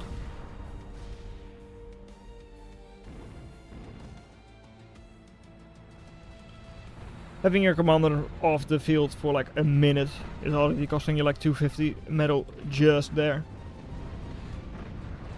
And of course, a match that goes for 10 minutes. Ooh, then it's already worth a crow. Well, not really a quadro, but an entire grizzly worth of metal that you lose out on. I'm pulling back, probably.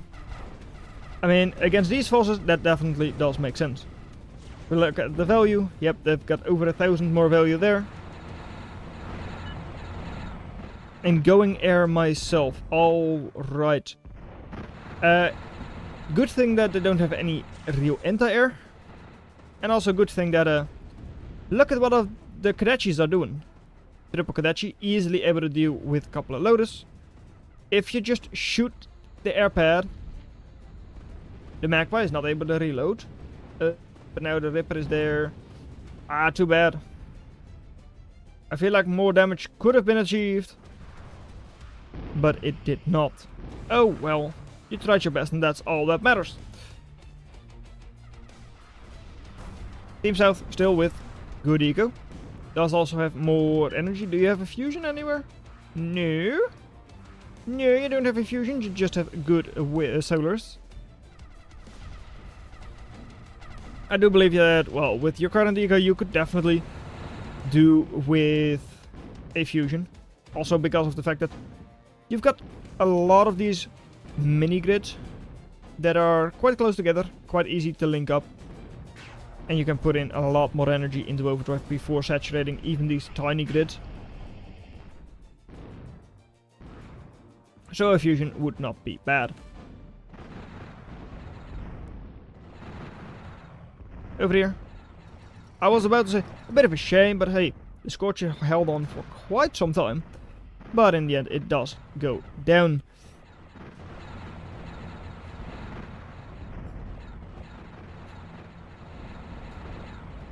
Bit of a crasher force. Don't really like that.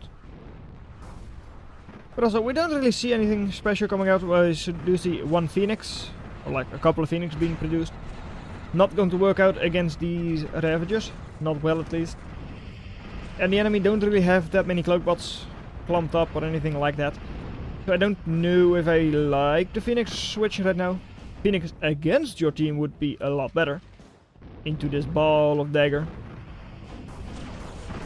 And one commander. Commander for yellow will be cleaned up shortly. There goes. Goodbye. Position overrun completely. But at least trying to hold the line. Pulling a lot of the Ravagers that way as well. And a couple of daggers still moving through. Able to clean up a couple of constructors. We'll be able to sneak through. Get all of these maxes cleaned up. Especially if Karp does not respond with their mace, which it seems like they are not doing. Magpie does clean up 2 of the daggers. And enough Magpies have ammo that the other 2 will also be cleaned up. Hello there, Chungoos.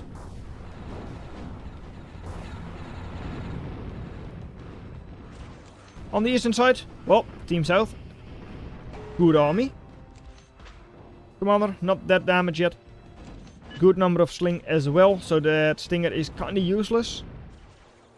Mace also a little too slow to really dodge sling effectively. So that position is going to be quite hard to hold for Karup.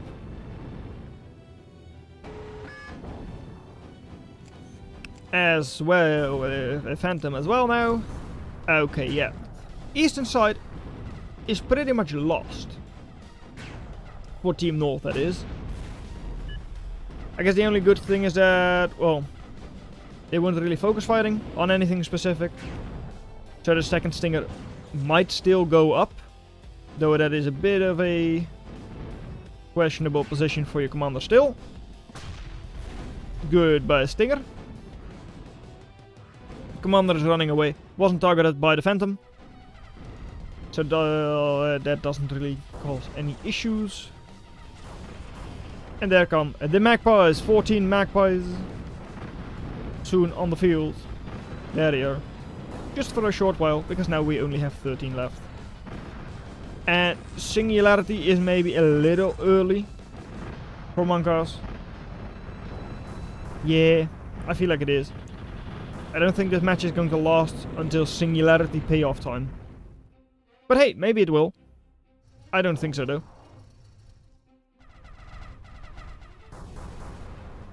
I mean, look at the army coming in. The tanks, the rovers. With enough blitz to deal with all of the ravages. Pressures close enough that the Magpies are unlikely to really do that much damage. And the Magpies going the other way anyway. So hey, yeah, they're definitely not going to do any damage here.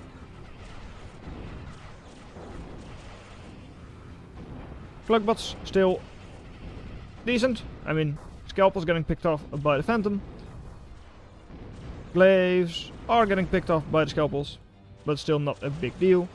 And over here, the Kyoto Commander. Stunned by... Oh, that's a shame. A nice little flick there from the Commander, but it really should have been targeting that Commander. No! It's in one-shot range. No! Oh, that's a shame. I don't think it's going to matter. I think Team South has it. Oh, hey, there's the nice little... Star Cluster Nebula kind of thingy.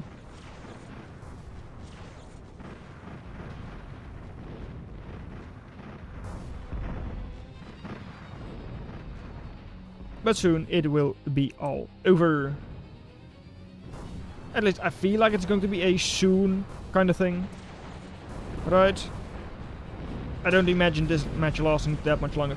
I guess the only thing is that Magpie still has almost 5k Magpie on the field. As in Kyoto has almost 5k Magpie. That probably feels like it's not a time to give up. Rover assembly soon to be cleaned up as well. I don't really expect it to get repaired. Eastern side is idle. Udacity is not pushing forwards, except I just said that they weren't pushing forwards, which is the exact moment to push forwards, because that's when they don't expect it. Daggers, decent numbers, but yeah, I mean, it should work. But Commander there, going to be cleaning up these 4. These are distracted by a metal extractor. Will be cleaned up by the Scalpels. Meanwhile, the backwards tank foundry gets cleaned up. Udacities, cloakbots moving forwards. And yeah, even a scalpel or a dagger. It's not really going to work out just because there are enough knights in here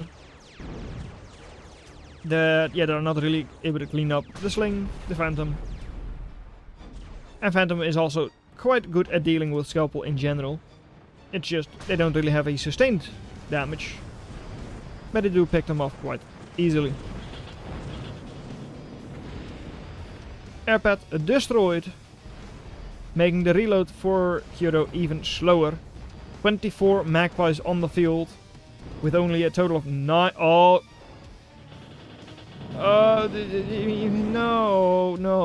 no. Oh, that could have been a glorious one. Just right over the airpads here, like whoosh. Or something like that. Oh, too bad. We could have seen like 10 magpies go down in a single volley with Phoenix. But we didn't see it happen. Anyway, it was a pretty convincing win for Team South.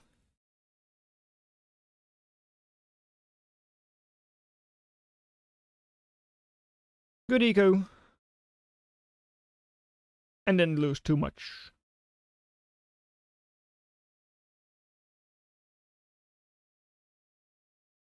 Right. Well, game 3. We did see part of. Yeah.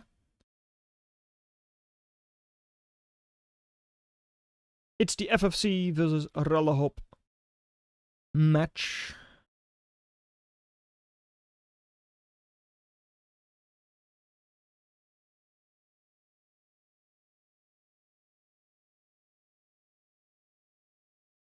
Starting at 27% wind. Oh, okay. So, yeah, oh. I fixed that. My custom wind widget didn't have the initial wind. So, yeah. Oh well. The game has started. And they're like, oh, I see air. Do you see air? Indeed you do, because KDR Kahoy in the blue with the airplane factory and an engineer commander, the Aeon 1X. Are you a Supreme Commander player or something? That's your Aeon. Their teammate, Double Thought, in the light blue with Cloakbots and an engineer commander as well. In the green, FFC, part of the kill squad from Planet Wars with the Rovers. And last but not least, Maris in the purple with the Empbots. And to make this mad easy, it is going to be a bulkhead printer. Because of course it is. FFC blueprinting fencer, by the way. On the other side, we've got, in the orange, it is Empbots for Rallahop, the other side of the kill squad. Entropy Enjoyer with the hovercraft platform in the pink. Yellow R3MX. Oh no, I think I might know who the wooden spoon holder is. In the yellow, Jumbots. And last but not least, it is Red Candy with gunships. Going for some high ground wind. 0.6 wind floor. Pretty decent, though at 13% wind it's not that good. But the wind is climbing once again. The other team also, with of course Crane, is able to go to the exposed island. Same with Candy on the north. Whereas normally those maxes are not captured. Or at least not captured right away. Over here, the Mason. Good HP, but not good enough to sustain Pyro. So is cleaned up alright. And over here, Maras, Commander, moving forwards. Is it Revenant time? Maybe it is, maybe it isn't, but it is certainly being built by Candy.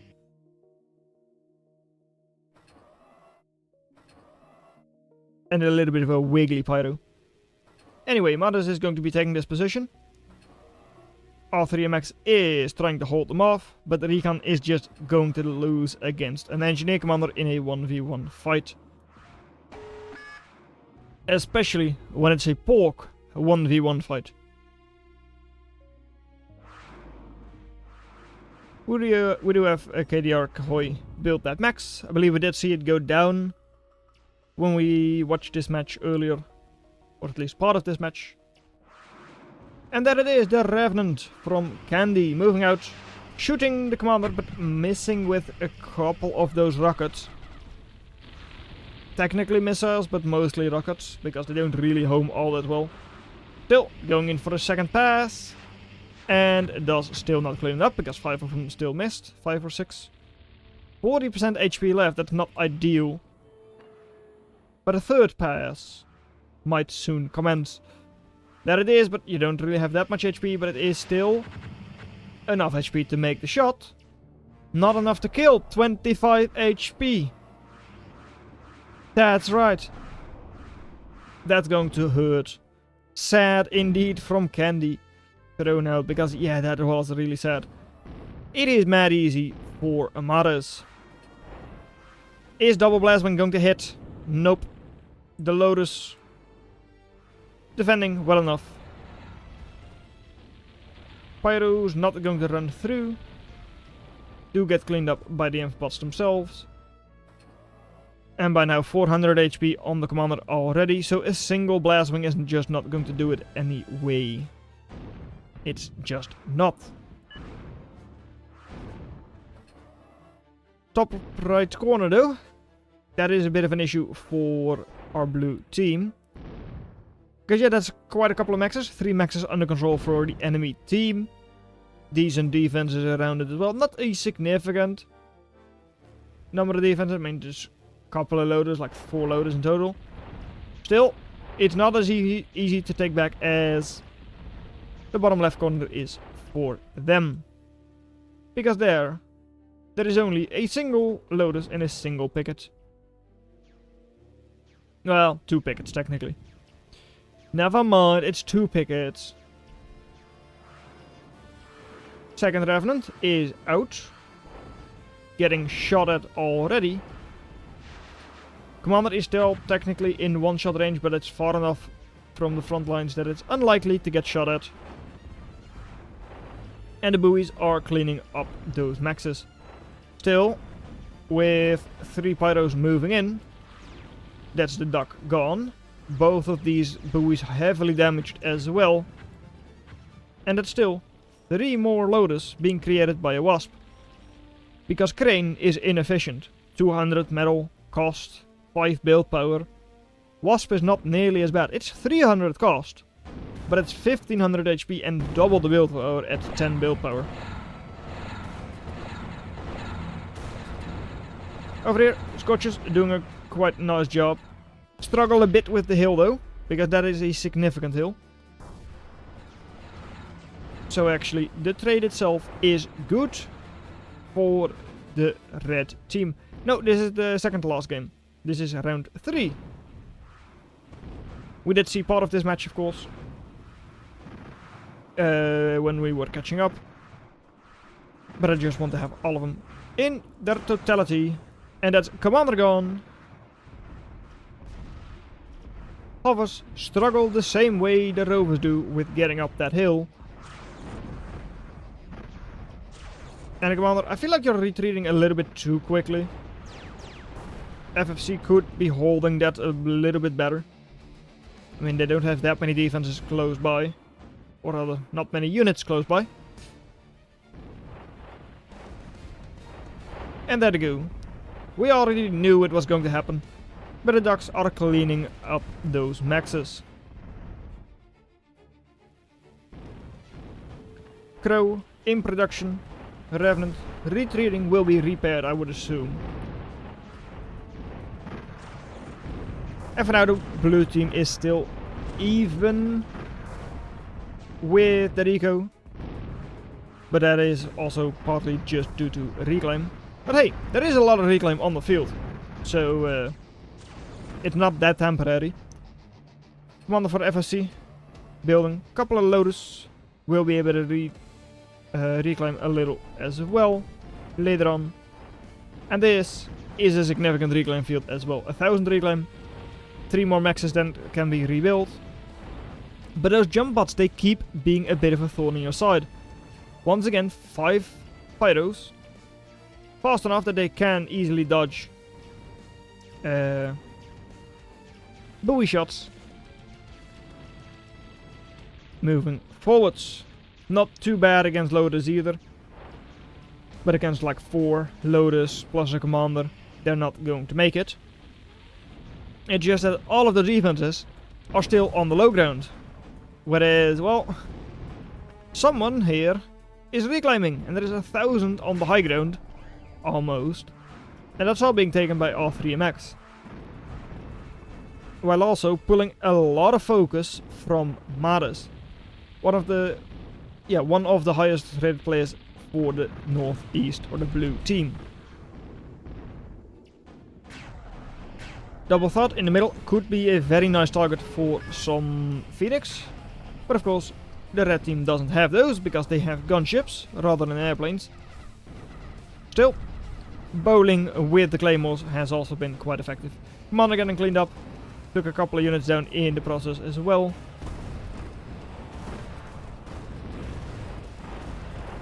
And FFC pushing on the left hand side. Decent ravaging numbers, but not really enough to have a sustained push. They might be able to get a couple of the maxes gone if they decide to go there, but they might find that a little too risky.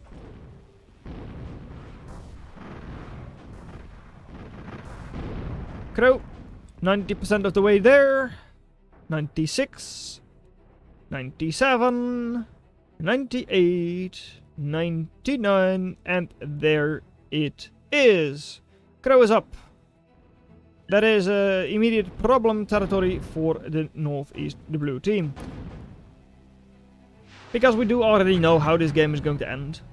Because we've seen part of it before.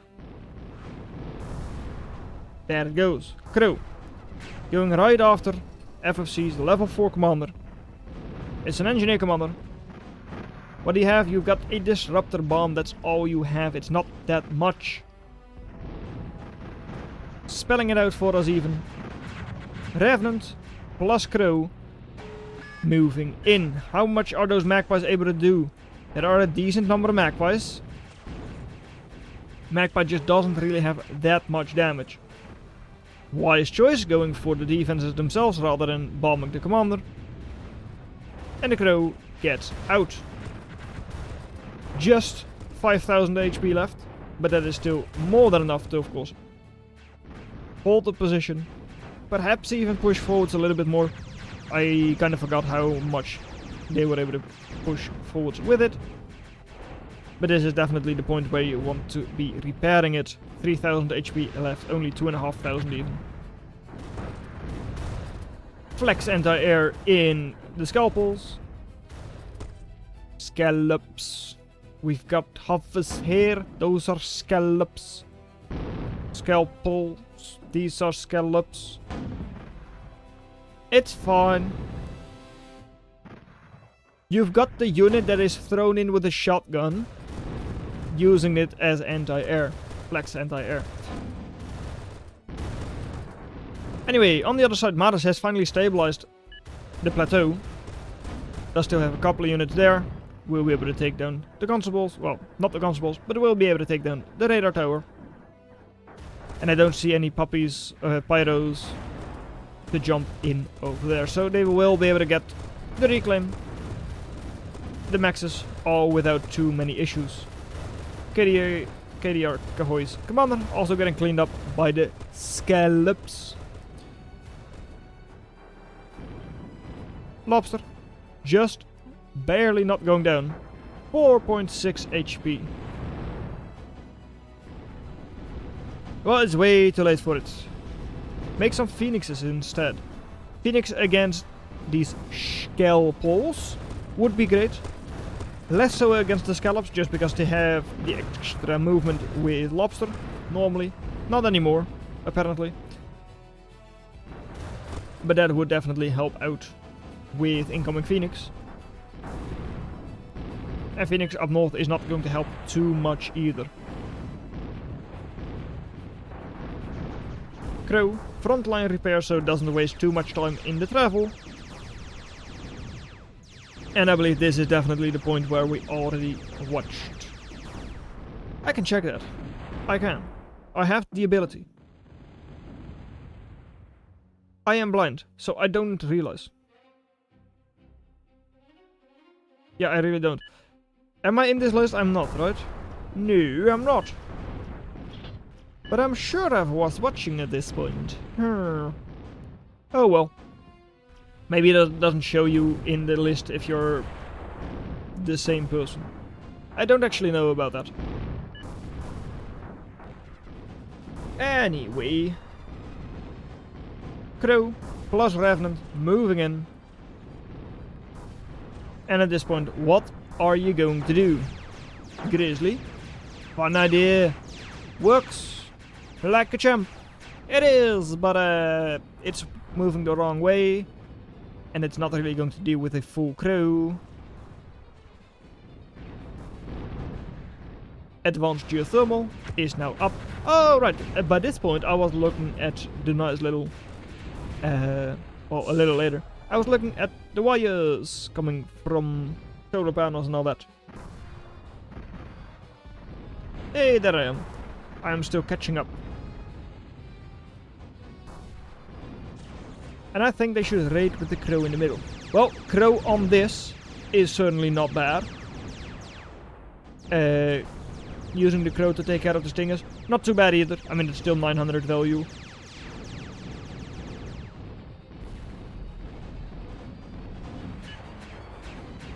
Taking the crow this way is not as ideal, just because you could just as well have used something else for it. But it works anyway. You'll secure the maxes, or like the max, for the overdrive grid as well, because that's what Rollerhop is going for later on.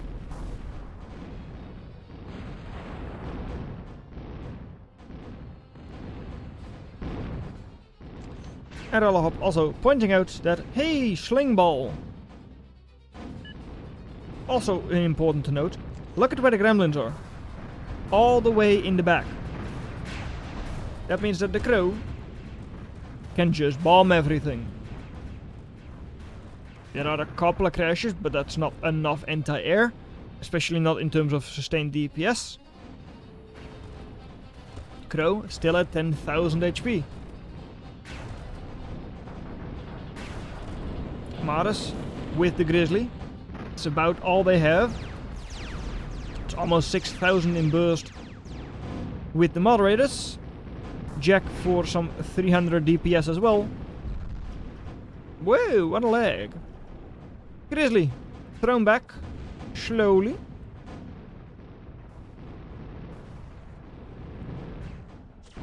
And hey, there it is, the grid here. Ping from Rollerhop. And the crow moving around. Are you going to take this down? I don't actually remember, so maybe it is, or it's just going to push straight through the middle. But by this point, I mean, so much reclaim, that's all secured by the red team.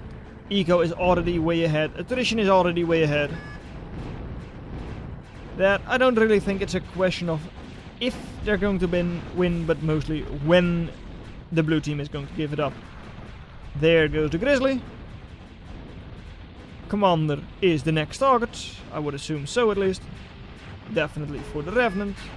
Crow coming in as well. Revenant does get cleaned up by the Stinger. There goes the Commander. Stinger soon to follow. Even though there are gremlins there. It's still just not enough. 12 gremlins has decent DPS.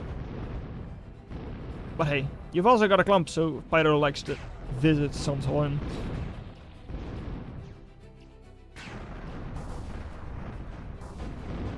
But this match is certainly close to over.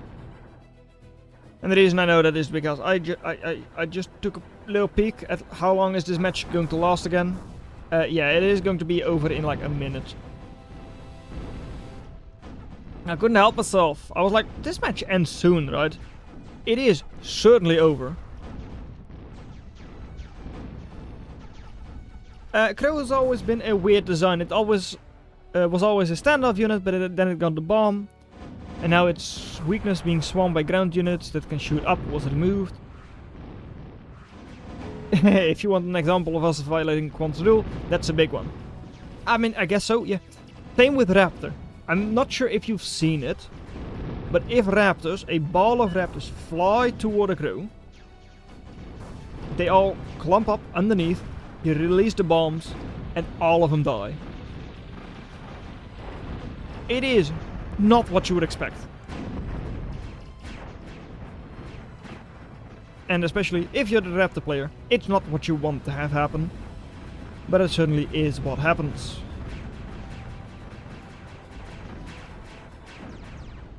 Definitely a good change that the crow these days has the big laser though. Those puny bandit lasers, those were awful. Anyway, A match that was won on eco, value killed, everything pretty much.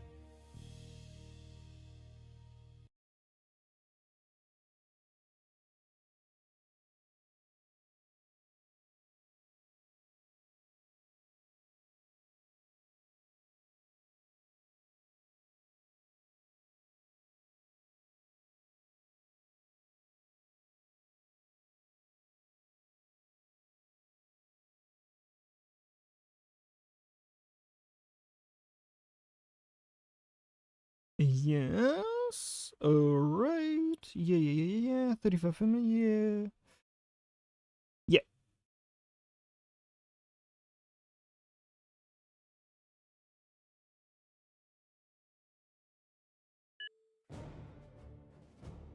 Time for the last match. One that we've also seen part of already earlier on in the live stream.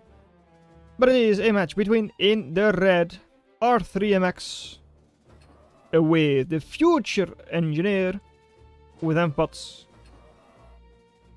In the yellow, Peralt with Ancient Smith once again and a hovercraft platform. Blueprinting Scalpel, alright.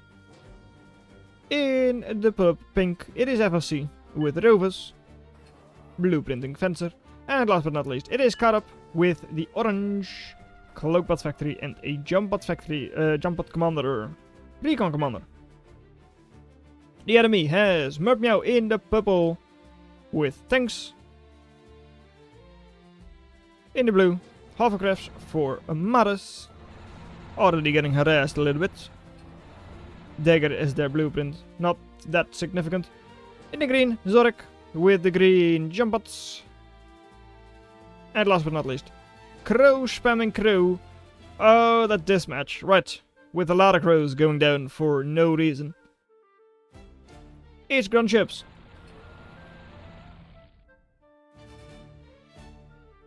Almost every mech level unit with the cool abilities like Dante, etc. violates Quadrille like crazy, because we'd always add something which totally breaks them, but was too cool to get rid of. But Quadrille, is that above or below Rule of Cool? That's the main question.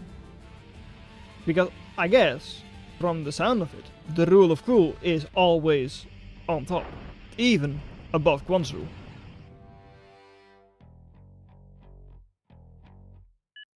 But yeah, I mean, Dante. A lot of those kind of units indeed, like for Crow, it just suffers against anti-air, which is expected. But for Dante and all that, yeah, that's a bit different. You can't really overwhelm them with units and all that. Even bigger units suffer against the burst weapon. Skirming Dante. These days is possible, just because Dante lost, well not lost, the manual weapon was changed. So rather than being an artillery version, where the missiles just fly, well, pretty much at the artillery range, now they don't go nearly as far.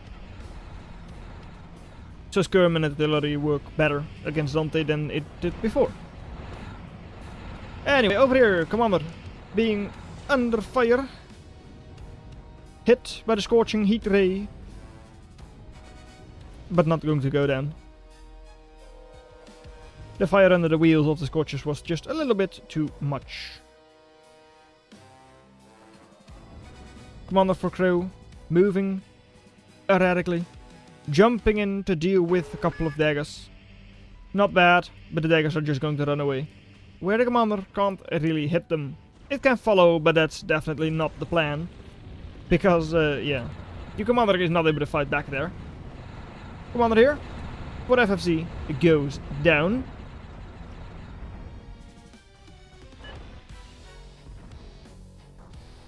And the GG, ping, the Zorik build defenses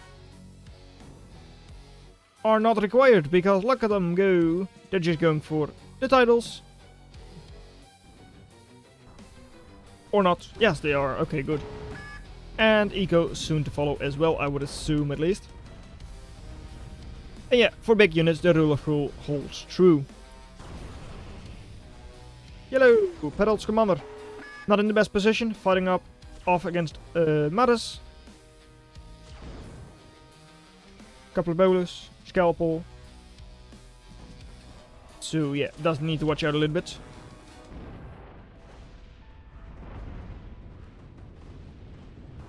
Ducks chasing Kadachi. You've got rule 1, rule of cool, rule 2, Quant's rule, rule 3, never chase Kadachi. And in terms of gameplay rules, that is of course rule number 1. After have fun.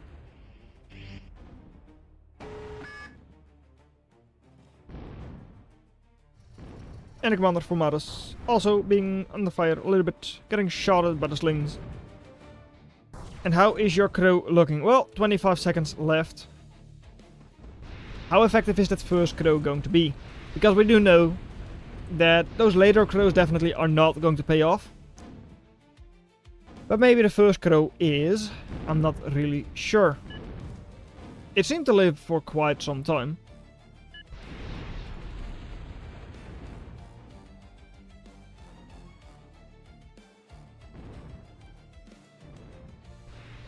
Ogre getting some kills. Why is doing this causing lag? Not sure. And there it is. Hello there, crew. Are you going to the correct location? I mean, taking down enemy commander, the future commander. In the present. That's forward thinking. Taking down a future commander in the present. But yeah, commander certainly going to go down. Ducks are also going to go down. The bombs don't feel that effective, especially because the Stardust stays up for a while. But at least they were able to take down the daggers, the ducks, the commander, everything there. 2500 value destroyed. Certainly not a bad fight for the crow. Not quite making cost, but certainly not bad. Crow over here, also still not going to go down. Right, yes, okay, it is not going down. 6000 damage HP left. But yeah, FLC already asking to resign, even though it is looking kind of bad. I mean, 200% attrition, we saw that before. Yeah, 6000 more value lost. Even-ish eco. The only good thing is that there is still a good amount of reclaim that you could be taking. About 1000 on the left, 1600 in front, that is likely all going to be for you. With these numbers, the buoys are going to hold off against Blitz, Kadachi and the single ogre quite alright. Commander for Peralt, that one going down does hurt for Team North quite a bit.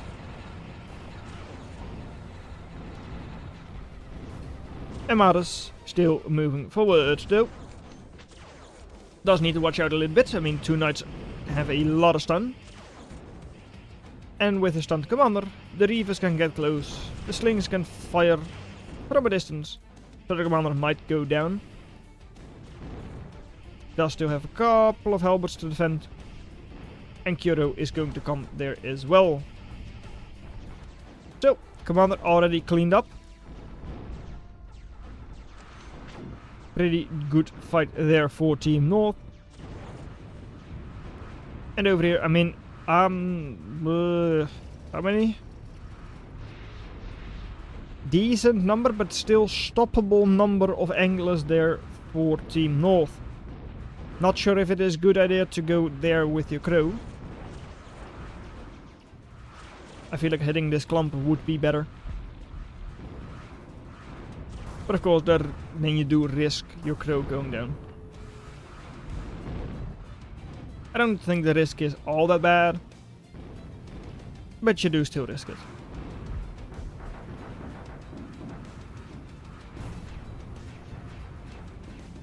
Well, there you go. And he didn't even bomb that commander. That was just the lasers. Yeah. The commanders, that was not bombed. That was just the ducks and the daggers that were bombed. And once again, Crow does a decent job. By now it's probably close to making cost. And there is the second Crow. especially with two of them moving in at the same time, you'll be able to overwhelm that clump of amphibots. But they're still definitely struggling on the other side. Neither team really has a lot on the eastern side. A couple of slings, single Phantom, can easily get overwhelmed as well. And Grizzly coming from bottom right. Is it now? Orange says that from the bottom right, a Grizzly is coming.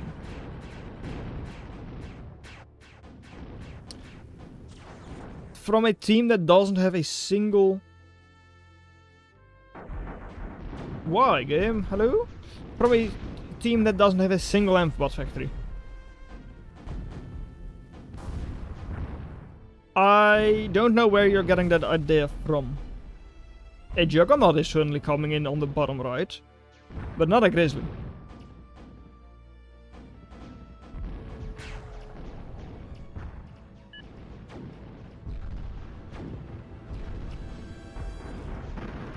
And the Ravagers moving forward, just soaking the moderator shots.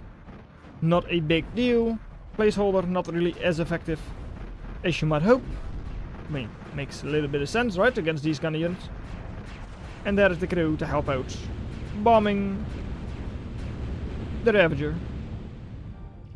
And forcing the others away.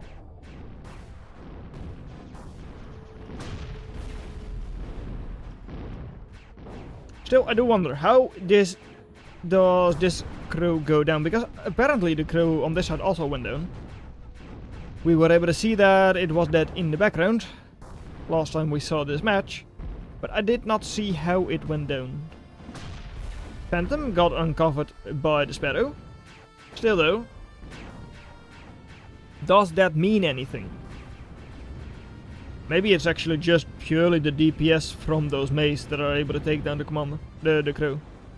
No, it's not. Phantom isn't able to do it either. It does not go down today.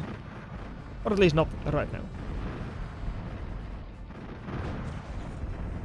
13 anglers on the field. 7800 burst damage. Yeah. That is not ideal. 12-second reload. Yeah. Crow is not that fast.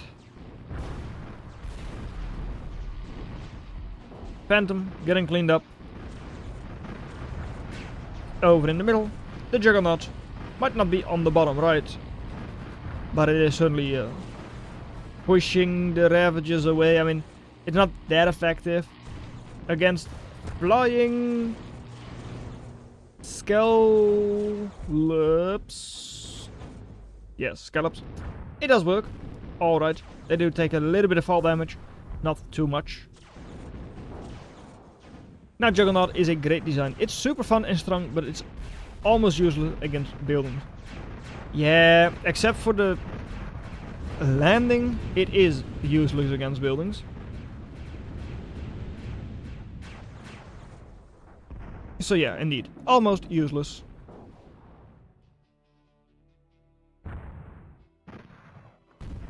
And personally, I don't really like it anyway. For some reason, it always seems to die in my hand. And look, hey! Gone is the Juggernaut. Well, no, it's not. It's just here, we just couldn't see it because of the constructors. Oh well. Anyway, geothermal, of course, upgraded on the northern side. The one over here has not been upgraded yet.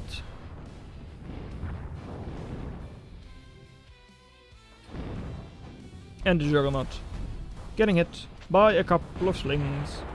Slowly but surely taking chip damage, meaning that the repair is actually not nearly as effective as you might expect.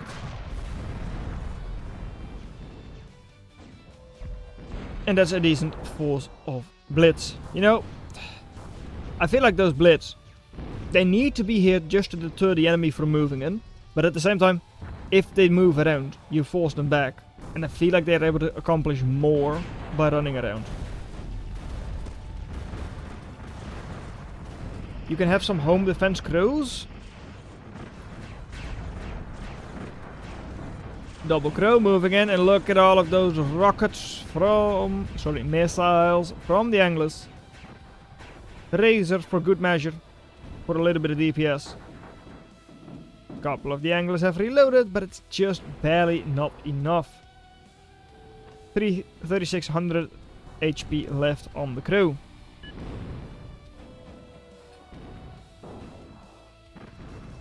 Ravagers moving around, but don't really have anything to do over here. Are not really able to damage the geothermal or anything like that. And on the other side, the Crow is moving forwards. Except for the fact that it's not moving forwards, it's moving back home. Right. Anyway, Southern Side Town is voting to resign, is voting no.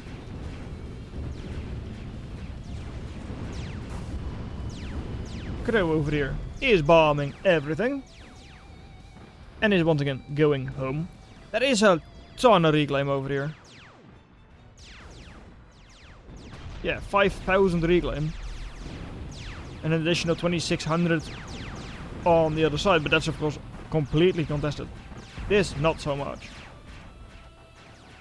We've seen that side of the fight, we're now going to see this side, where it is just going to be Gremlin, Scalpel, Scalpel, and Mace DPS, and the Crow is soon gone. There it goes, goodbye Crow. On the other side, of course, we already knew. One Crow goes down, the other one does survive, but has to move back as well. And I think Crow should suicide his Crow above the geothermal. Nah, just suicide your Crow right there.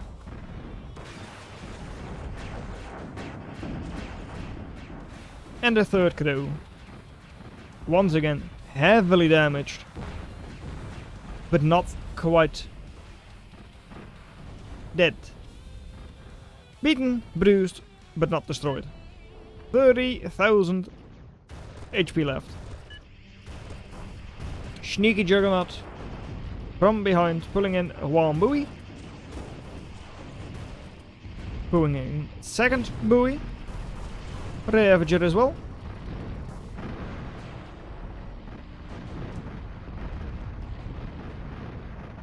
But yeah, this is where the factory for Merp Meow goes down. And the fate for Team South has pretty much just been sealed.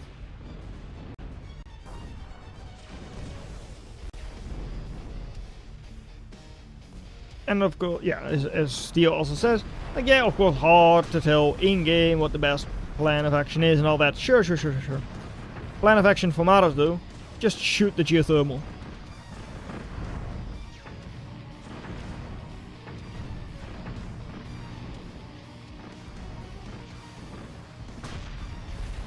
On the other side, Impaler, of course, shoots the geothermal. This one, we already know what happens. The first lance shoots at the geothermal, doesn't quite finish it off. And the other one flicks 360 no scopes the geothermal. And although that does happen, and it's a glorious thing to behold, it just doesn't really change the outcome. There it goes. Whee! Lance spinning around. But still, it is a GG, and with that, we will have cast all 8 of the matches. Because the next Crow, moving forwards.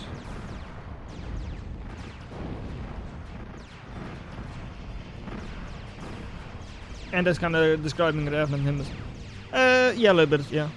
And also, I feel like with very long cooldown, 0 DPS kind of thing, you're also stepping on the toes of airplanes a little bit, maybe. Because those are mostly designed to land the whole re-arm thing. But I guess it could work with a gunship as well. But then bigger than the Revenant, which would be a bit weird. And also, oh hey, here they are. Those 10% chance of hitting Ronins for Kyoto.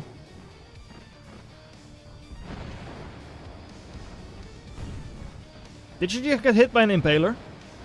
No, did the impaler hit a Ronin? I mean, at this rate, impaler has a better chance of hitting Ronin than Ronin has at hitting anything else. According to Kyoto, at least.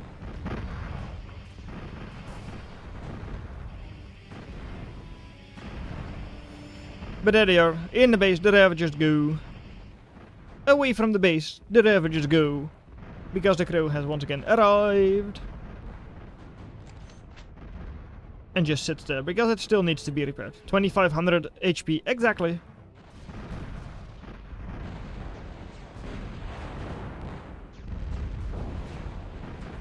Rovers, tanks, Zorek wants it all. Jump bots as well, of course. And yeah, that is a lot of reclaim. 6000 reclaim, completely uncontested for now. That is certainly yum.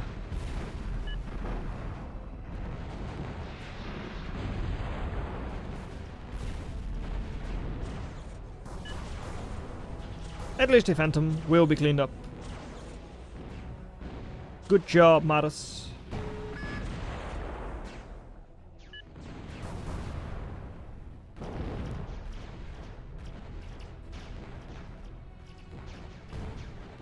And Kyoto, this is where they do it. This is where they complain about the Ronin. Because the Ronin always misses. So time to resign. GG. Fun event. So thank you for hosting it, Aquanum. But with that, I am also immediately going to stop the stream. Because, you know what? My voice is not so good anymore. I probably should have drank some more water. And oh yeah, the new attrition graph thing. Put it on its side and you've got a baby boomers and then everyone else graph.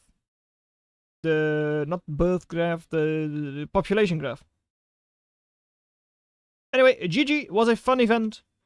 We'll have to do something similar at another point. Goodbye!